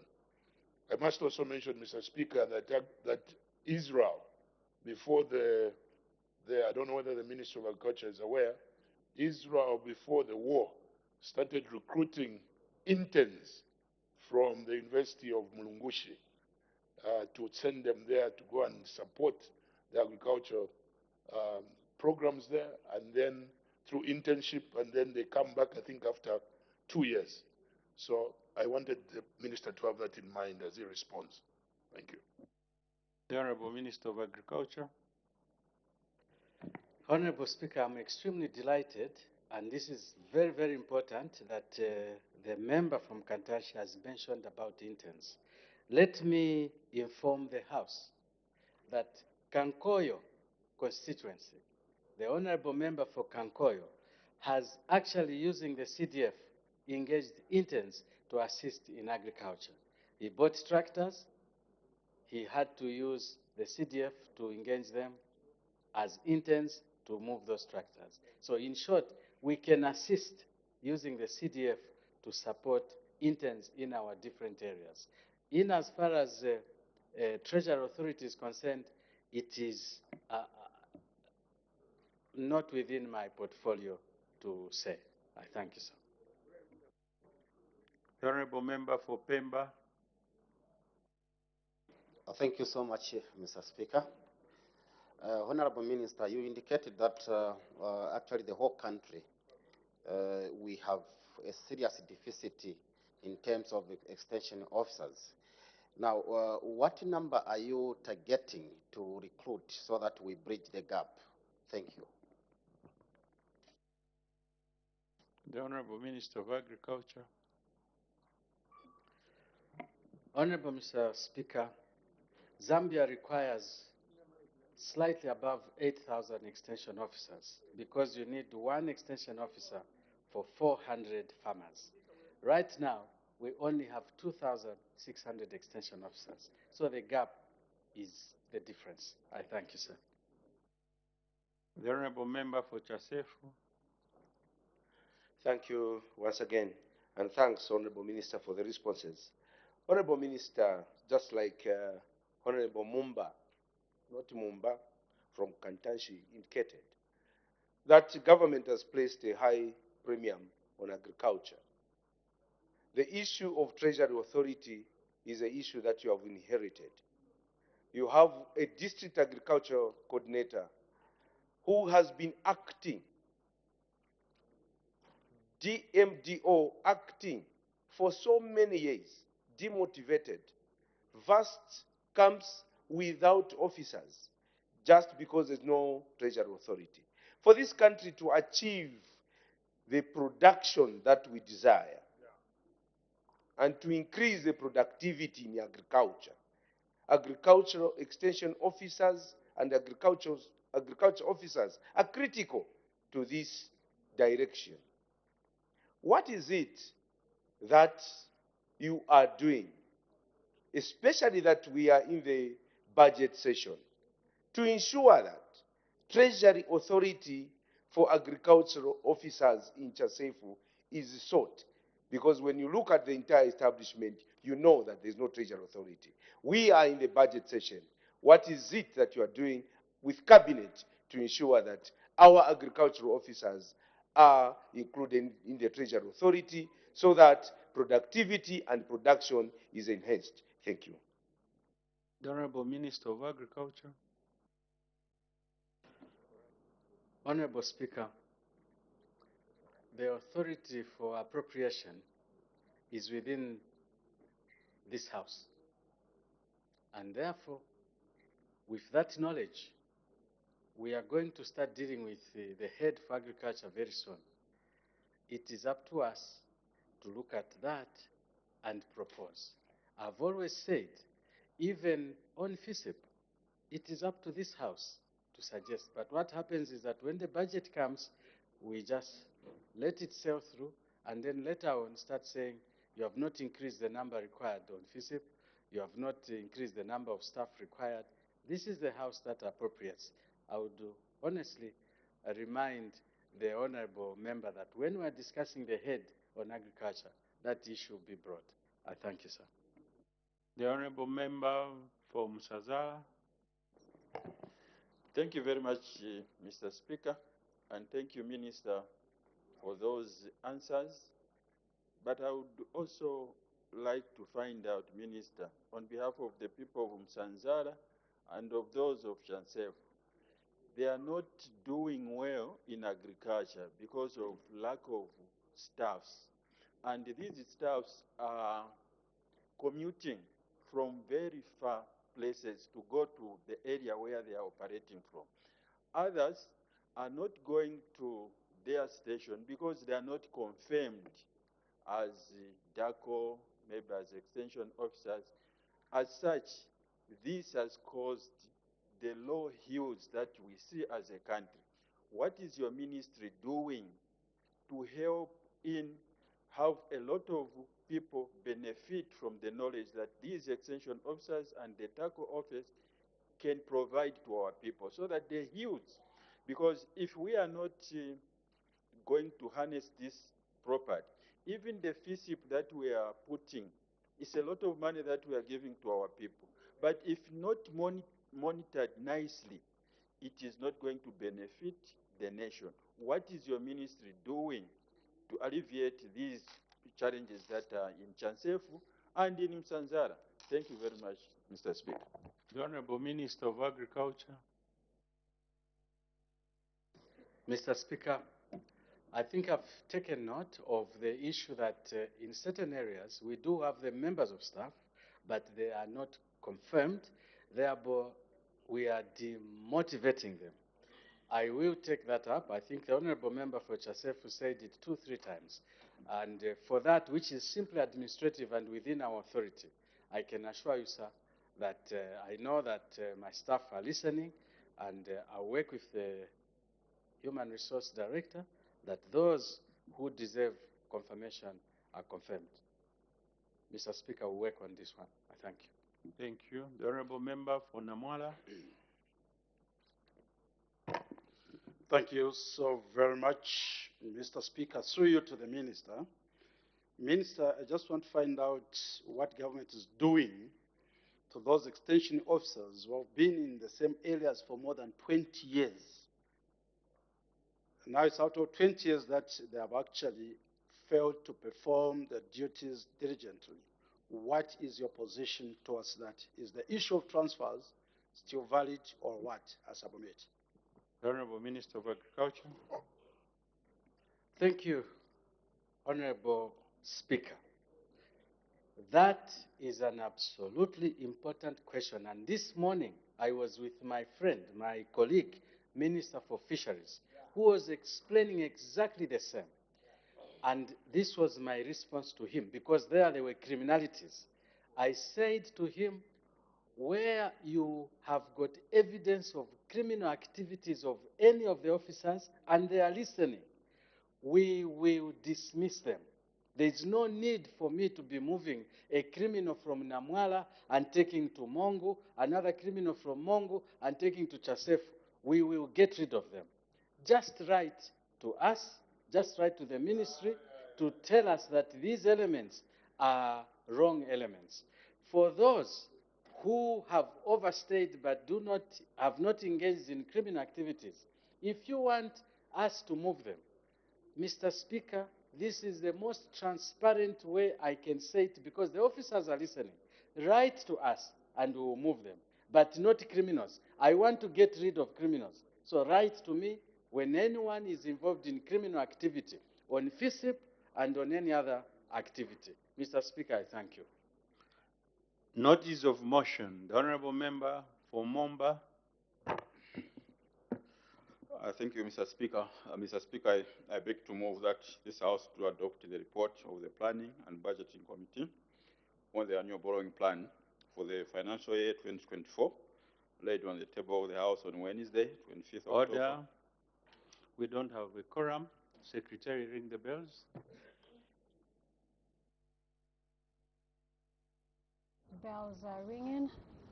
A quorum is not present in the House. It is a requirement that 1/3 of members of Parliament need to be present for business to be transacted on the floor of the House.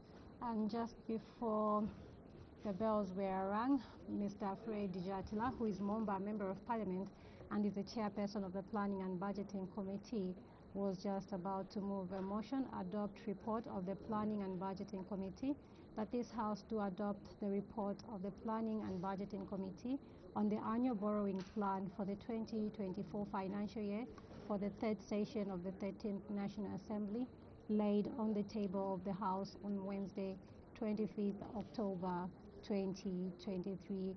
And so we do expect this motion to be considered once quorum is present. And yet to be considered, we expect the reconsideration of the Human Rights Commission Bill, National Assembly Bill number 8 of 2023, with the message from the President. We also expect resumption of debate on the motion of supply, a motion of 29th September 2023. The motion was moved by the Honorable Minister of Finance and National Planning after he presented the 2024 national budget, that the House do now resolve into Committee of Supply on the estimates of revenue and expenditure for the year 1st January 2024 to 31st December 2024, together with the annual borrowing plan.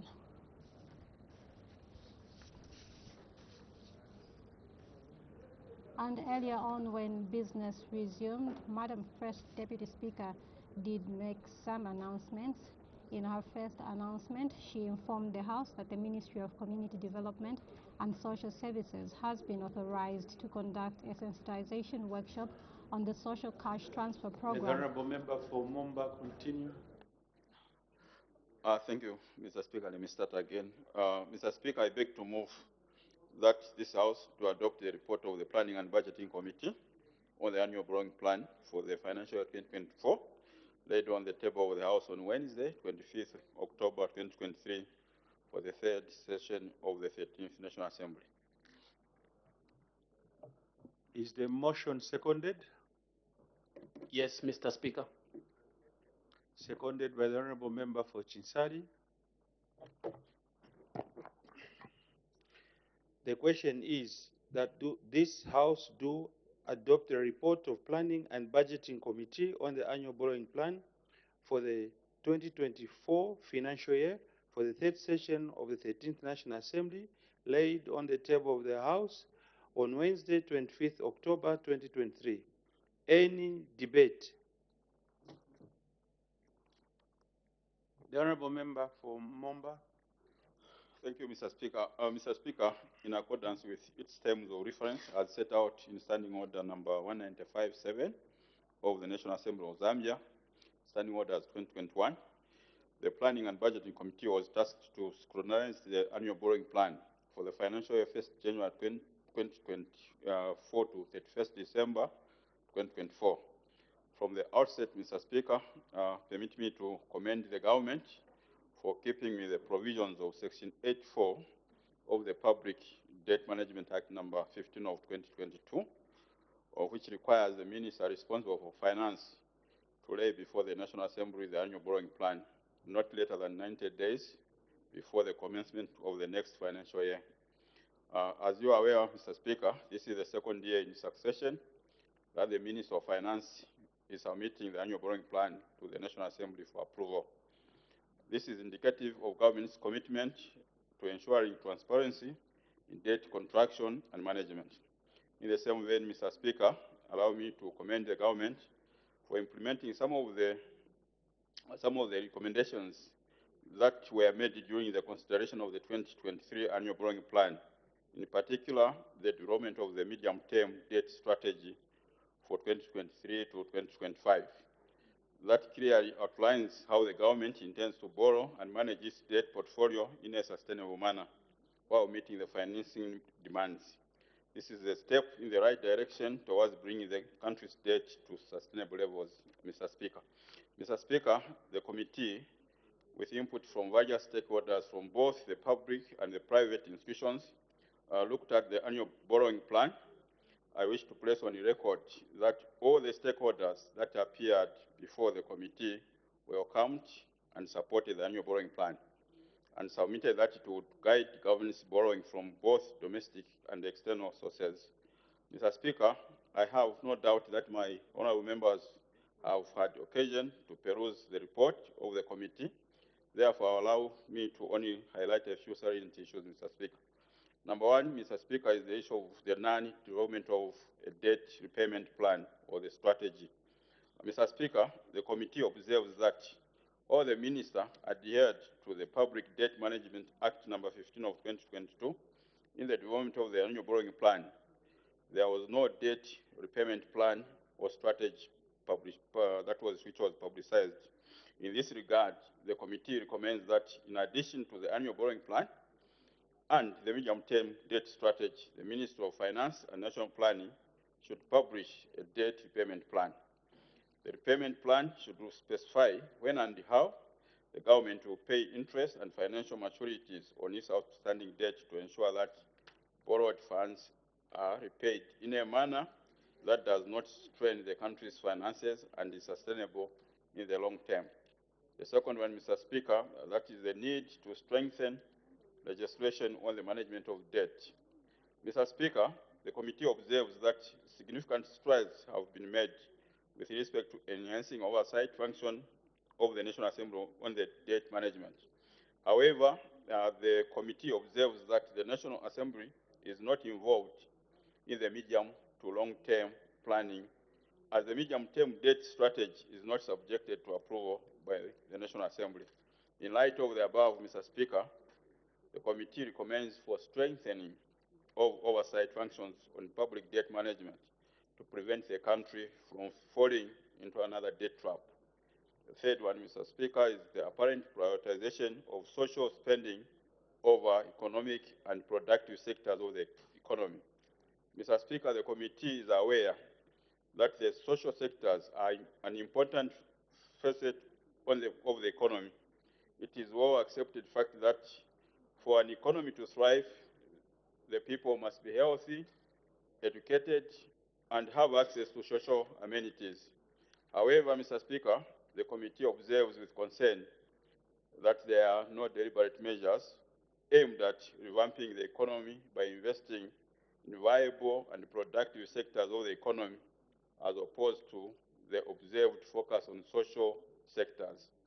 In light of the above, the committee recommends that the government should consider reducing borrowing for funding to social sectors and general budget support in the annual borrowing plan and focus more on the economic and productive sectors.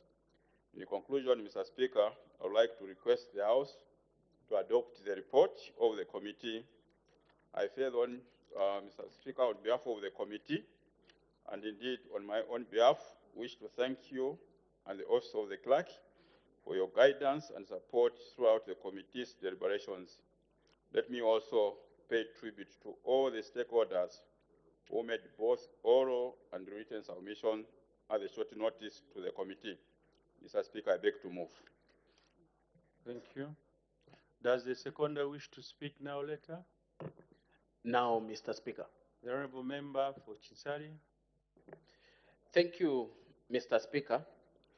Mr. Speaker, I would like to thank you for giving me this opportunity to second the motion that has been ably moved by the chairperson of the committee, urging this House to adopt the report of your committee that was considering the annual borrowing plan, which was laid on the floor of this House on 25th October 2023. Mr. Speaker, allow me to echo the chairperson's commendation on the shown commitment by the government to promoting transparency and prudence in debt contraction and management. However, as I commend the government, allow me to highlight a few issues that need to be addressed in addition to issues that have been raised by the chairperson. Mr. Speaker, I'll start with the issue of continued accumulation of debt. While your committee commends the government for committing to only borrowing concessionally, which has relatively favorable conditions such as low interest rates and longer repayment periods, Mr. Speaker, it is still debt which is accumulating and will need to be repaid at a later stage. Mr. Speaker, in light of this, the committee urges the government to ensure that it strictly adheres to the medium-term debt strategy terms of the debt restructuring exercise to avert shifting unsustainable debt burden to future generations. Mr. Speaker, in addition to the above, and in line with the chairperson's recommendation for publishing a debt repayment plan, there is need for the government to actualize the creation of a sinking fund as provided for in Section 25 of the Public Debt Management Act number 15 of 2022. It is a matter of fact that the creation of a sinking fund will enable the government to set aside portions of revenue for purposes of repayment of long-term debt, Mr. Speaker.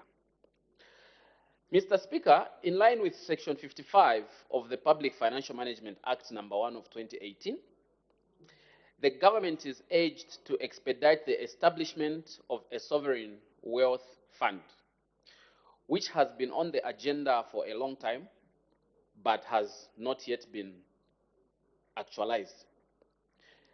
Mr. Speaker, this will help the country in mitigating risks associated with repaying dollar-denominated debt. The second issue I would like to talk about, Mr. Speaker, is the issue of crowding out effect. That is the crowding out of the private sector. Mr. Speaker, your committee notes the government's consistency in policy with regard to having a shift towards domestic borrowing in preference for external borrowing. This is a good thing, Mr. Speaker, because it will help the government manage the issue foreign exchange risk, because when we borrow externally, we have to pay back the money in dollar, and at the time when we want to pay, we'll find that maybe the foreign exchange rate will have moved unfavorably, and it is bad for the government. So with the shift towards borrowing internally, Mr. Speaker, the government is doing a good thing.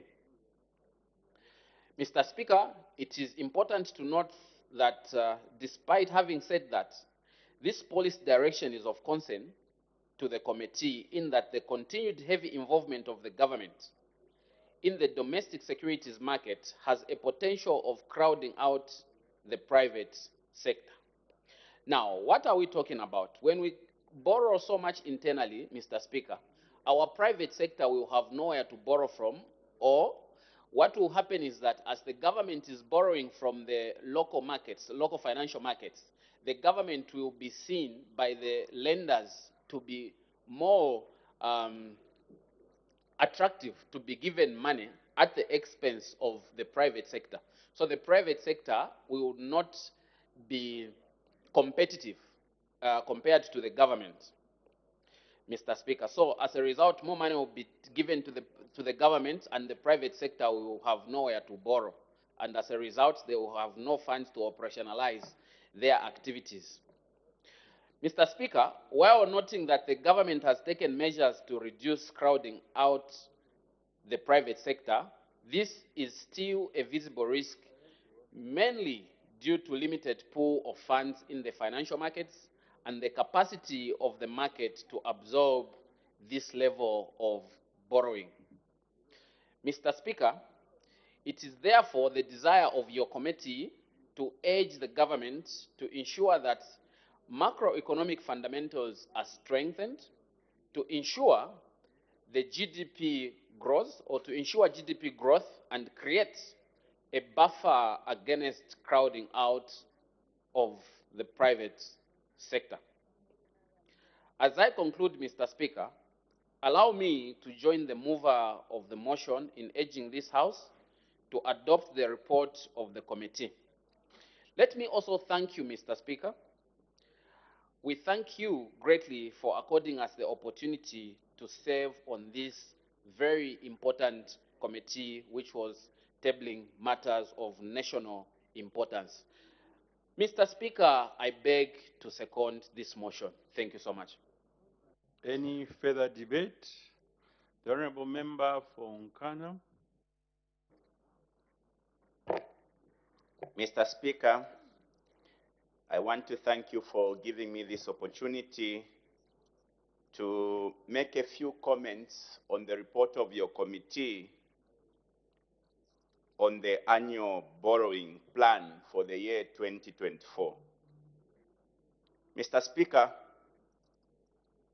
let me mention here that this is a very important conversation we are having right now.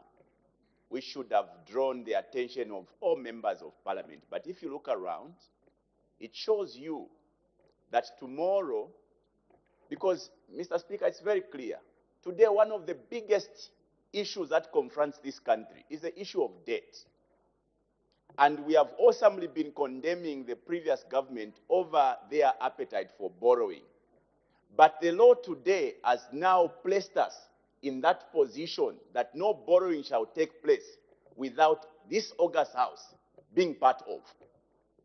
So there must be sufficient interest in the conversation at hand now, Mr. Speaker, because our children will come and blame us for any mishap regarding to what is going to be borrowed from now going forward. Mr. Speaker, is it wrong to borrow? No, it's not wrong. Are we drawing lessons from the past? Yes, we must draw lessons, because what happened in the past is haunting us today. Our capacity to be able to address problems confronting our people in the community is all anchored around the debt that we contracted years ago, which is why it is of paramount importance that as we discuss this very important issue, all of us must be attentive and must participate. Mr. Speaker, the Public Debt Law of 2022 compels government to bring any such intentions to borrow to this August House. If you read the report, there are reservations by stakeholders, particularly on our continued, or the continued borrowing by government. Whereas it is true that we cannot stop borrowing, we must now be careful as to what are we borrowing for. Because it is not acceptable today, from the lessons we are learning to continue borrowing for consumption. Today, we must only borrow to invest, which is why when I look at the 2024 budget and I look at the allocation that went to the Ministry of Mines, particularly on the activity of mapping and geological survey, a dismal allocation of 160 million kwacha. For me, I feel so sad. We must have borrowed towards investing in the mining sector because, Mr. Speaker, the mining sector is a low-hanging fruit. But we cannot continue to borrow, Mr. Speaker, because I remember the campaign promises of the UPND is premised on cutting on borrowing. So we must find a way to stop borrowing. Even if we insist today that we are borrowing concessionary or at concessional rates, we are still borrowing. It's sitting on our debt books. We have a way to stop borrowing, Mr. Speaker, by investing today in a low-hanging fruit of the mining sector. And when I talk about investing in the mining sector, I am not talking about the copper mining sector. The copper mining sector has been overrated over time. If you look at the investment we put in the copper mining sector, it's colossal sums of money. Can you imagine billions of dollars? KCM today is undertaking to invest $1 billion in KCM. Can you imagine investing $1 billion in Sujilite, in the mining of Sujilite? Can you imagine, Mr. Speaker, investing $1 billion in Kasenseri, in Mpika, in Mumbwa, over our gold reserve? Can this country go to borrow? No, Mr. Speaker. Which is why, for me, the insistence now must be, as we borrow, we must never borrow for consumption. If you look in the borrowing plan, there is a 30 million that is being borrowed to buy equipment for statistics. For what? That is misplaced borrowing. It is going to take us in the same trap that we are discussing today. Mr. Speaker, the lessons we are drawing from the past must teach us to begin to do things different. I have a challenge, Mr. Speaker, when I look at this report. This parliament is expected to approve any form of borrowing by government. There has been a misconception that PPP is not borrowed projects or is not borrowed undertakings. Mr. Speaker, when you look at PPP versus borrowing, it's the issue of form versus substance. Yes, the form of contracting a particular debt is PPP. It's semantics. We are not getting money from somebody, so it's not borrowing.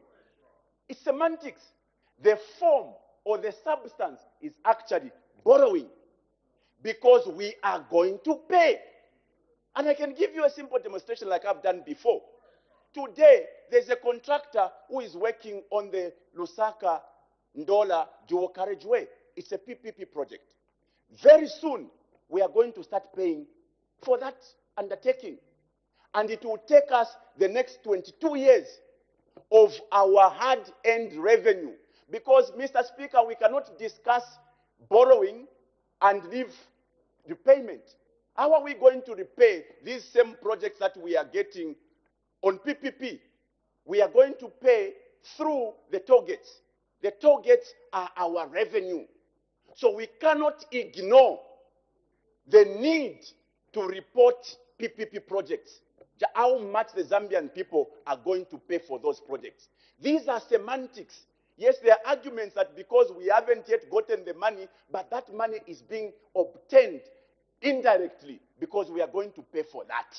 Which is why I have a lot of challenges in accepting this plan, because it hides that component of PPP. We are getting that money. And this is the other problem I have. You get Chinese companies to come from China with suits.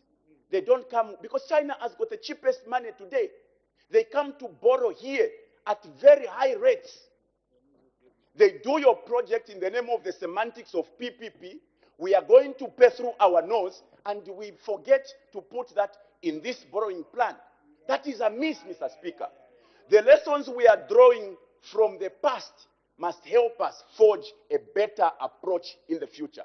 I reluctantly want to support this report, but I want to put it on record PPP projects must be reported, and this parliament must be part of the approvals of PPP, because PPP is borrowing.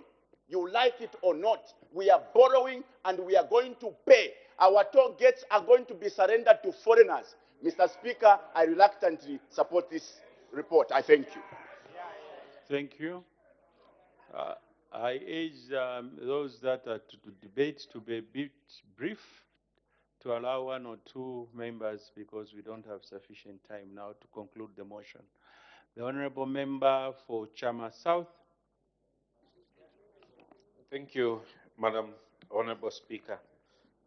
Honorable Speaker, if you look at the borrowing plan, it's one of our legal requirements now through the Public Financial Management Act, and this is the second time that we are debating this borrowing plan.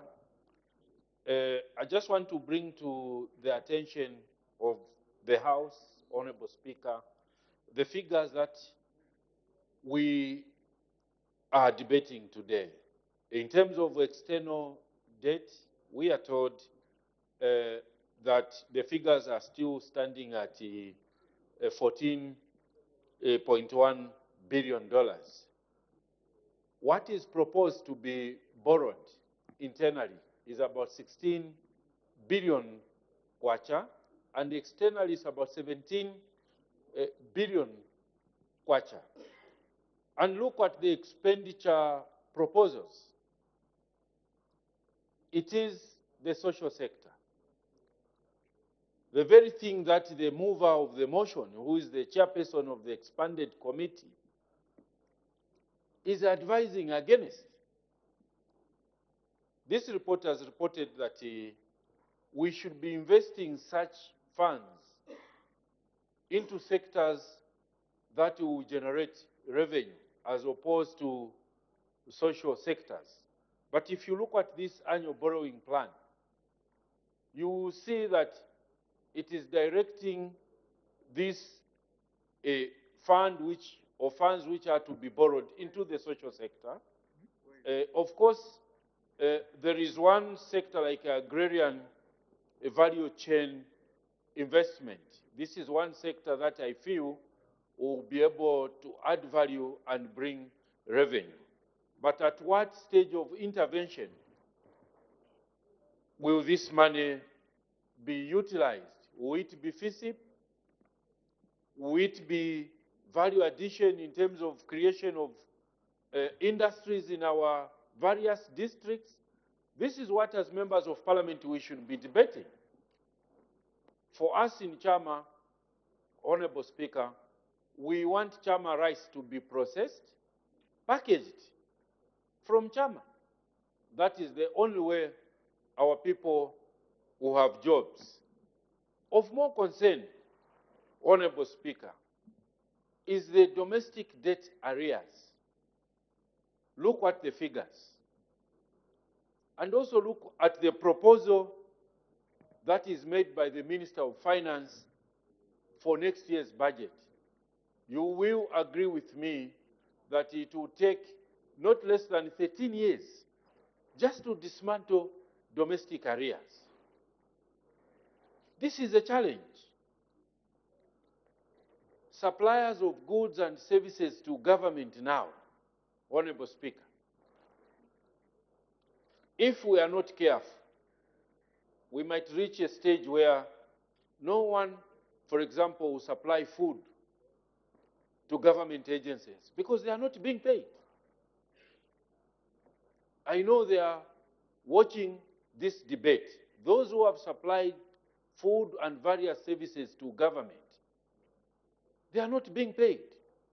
If they are being paid, they are being paid in installments. Imagine you invest 100,000, then you are being paid 20,000 for the next 2 years. Does it make business sense to the people? The answer is no.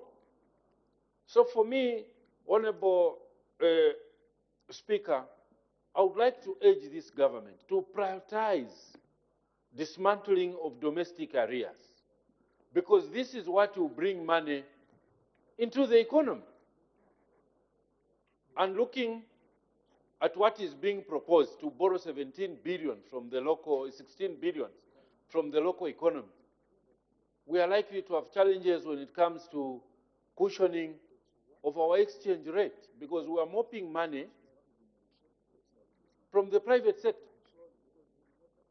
Clearly, government bonds are secure, although we have to interrogate why subscription for this year's bonds was poor. When this money is mopped out from the private sector, there will be little for actually private investment from commercial lending institutions for them to invest. So to balance this, we'll be urging the government to relook at areas of investment. That is where we should not even politic, Honorable Speaker. We don't need politics when it comes to identification of areas of investment.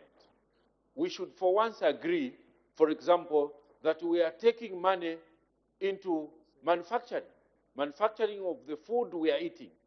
Go into these chain stores.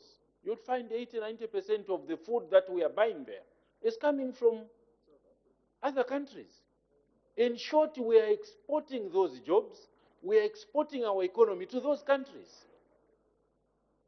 It is our desire to see that this money, which we are borrowing for once, we agree through cooperatives to ensure that we get machines or machinery to add value in our respective constituencies, if possible districts.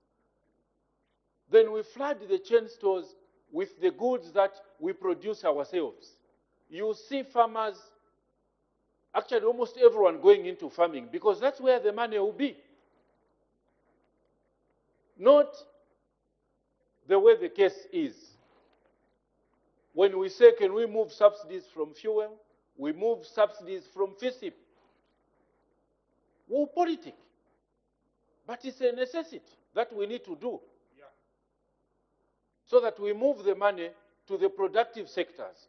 Once we do that, Honorable Speaker, we'll be able to come and talk about the repayments of these external and reduction in internal borrowing. That is the only way we'll create a sustainable economic recovery path. With these few points of contribution, Honorable Speaker, I would like to support this report. I submit, Honorable Speaker. Thank you. We don't have much time. The Acting Minister of Finance, Minister of Comments.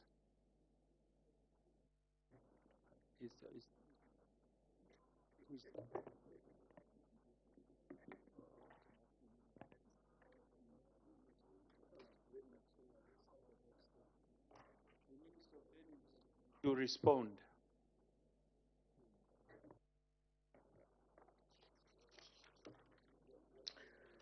Thank you, Mr. Speaker.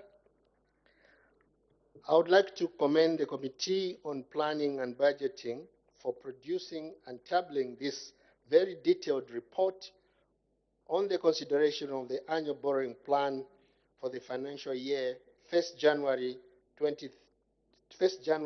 31st December 2024.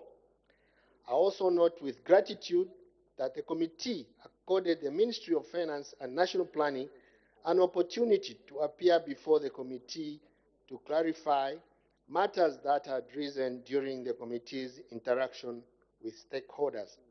Mr. Speaker, I've taken note that the committee report has outlined government's plan to mobilize resources which will be done in 2024, as the government plans to spend a total of 177.89 billion kwacha, out of which domestic resources are projected to amount to 144.55 billion kwacha.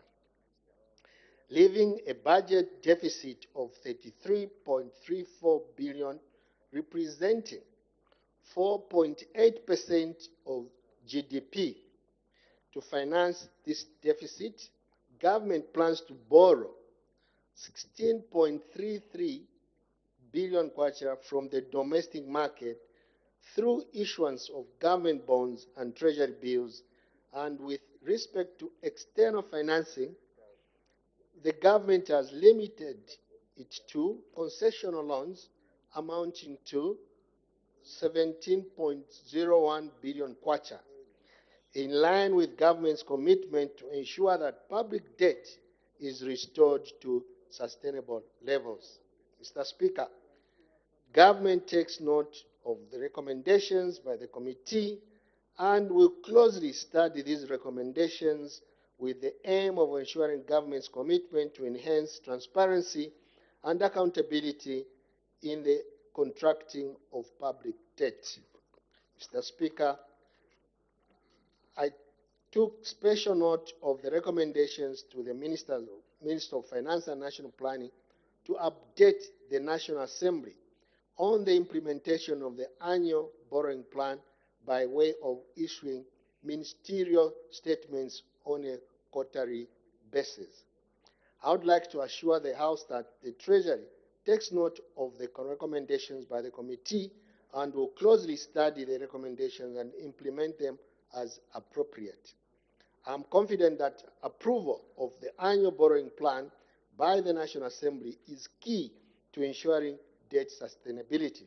Mr. Speaker, it is therefore my hope that the 2024 annual budget plan is considered favorably. Mr. Speaker, thank you. The Honorable Member for Momba to wind up debate. Mr. Speaker, thank you very much for giving us this opportunity as a committee to present the report, and also just to thank the members who have debated. That's the Honorable Member of Parliament for Nkana, who brought up two issues, that is the issue of statistics and the PPs. Mr. Speaker, statistics are very important for anyone to make a decision.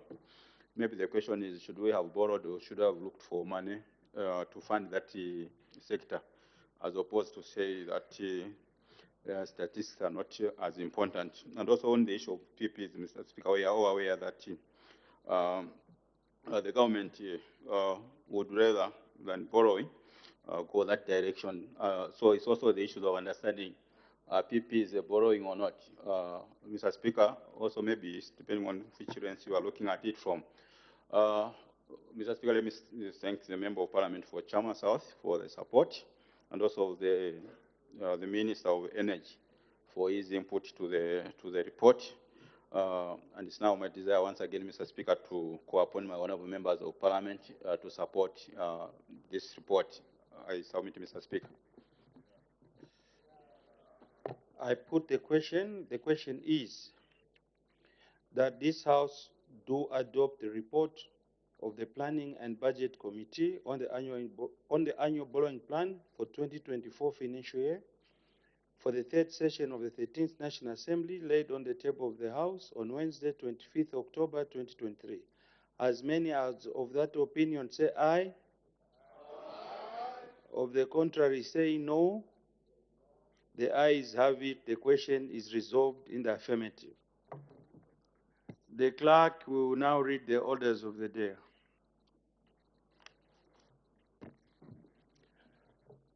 Message from the President. Reconsideration of the Human Rights Commission Bill, National Assembly Bill number 8 of 2023. Let the clerk read the message.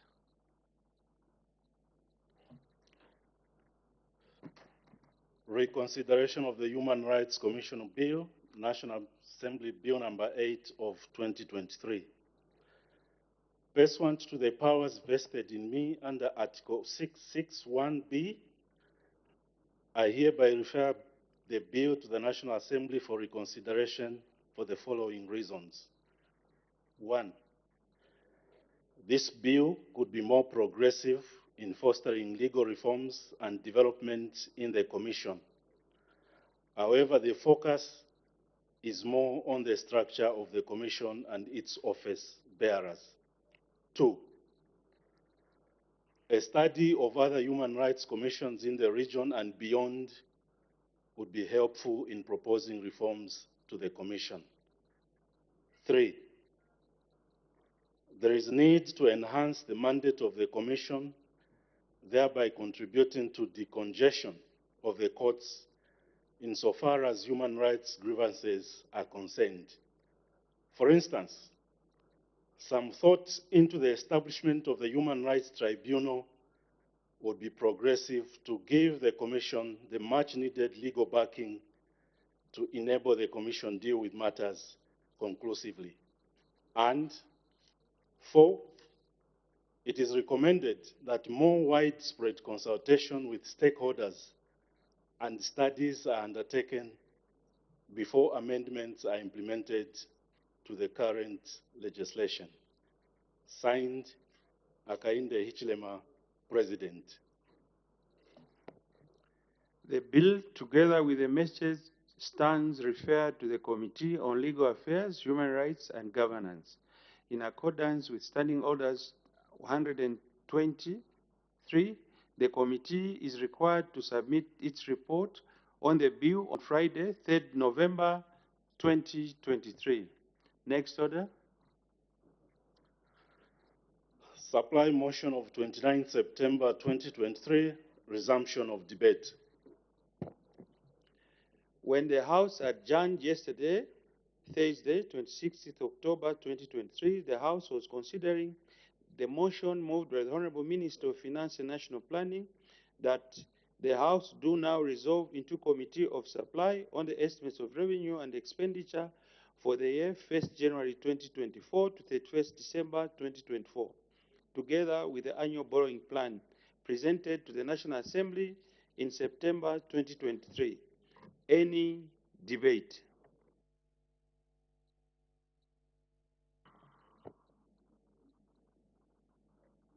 Any debate?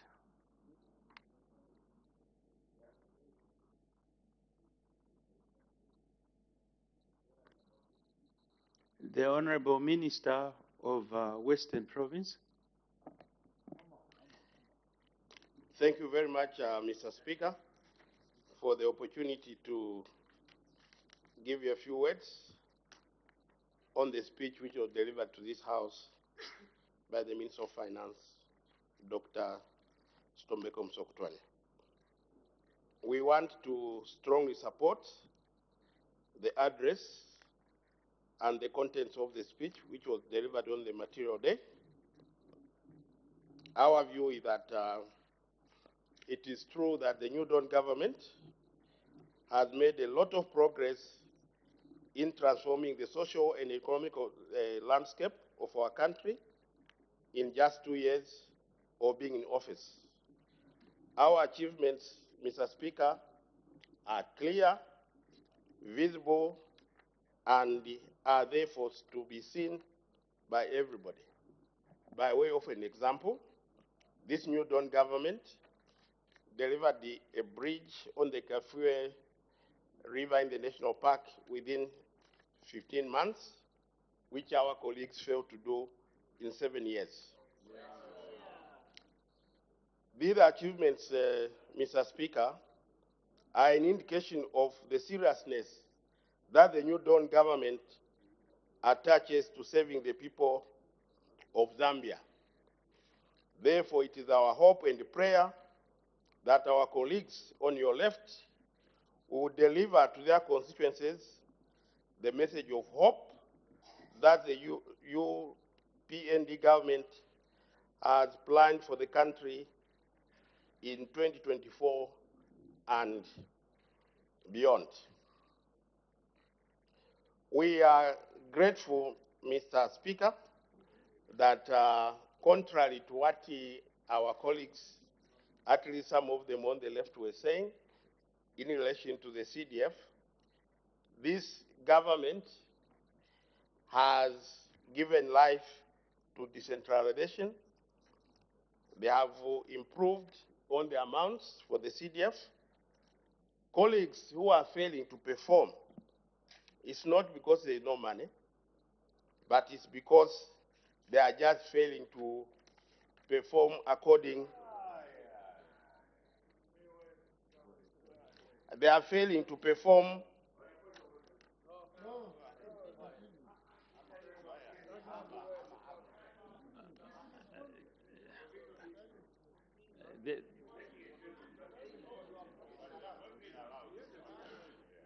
May you take your seat, honorable member. May you take your seat.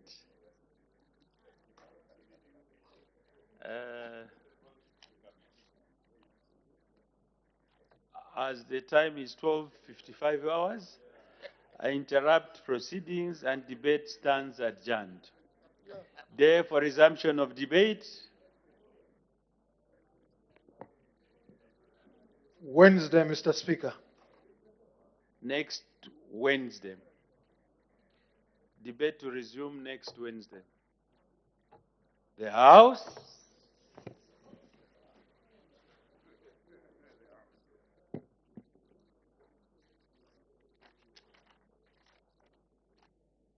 is now adjourned.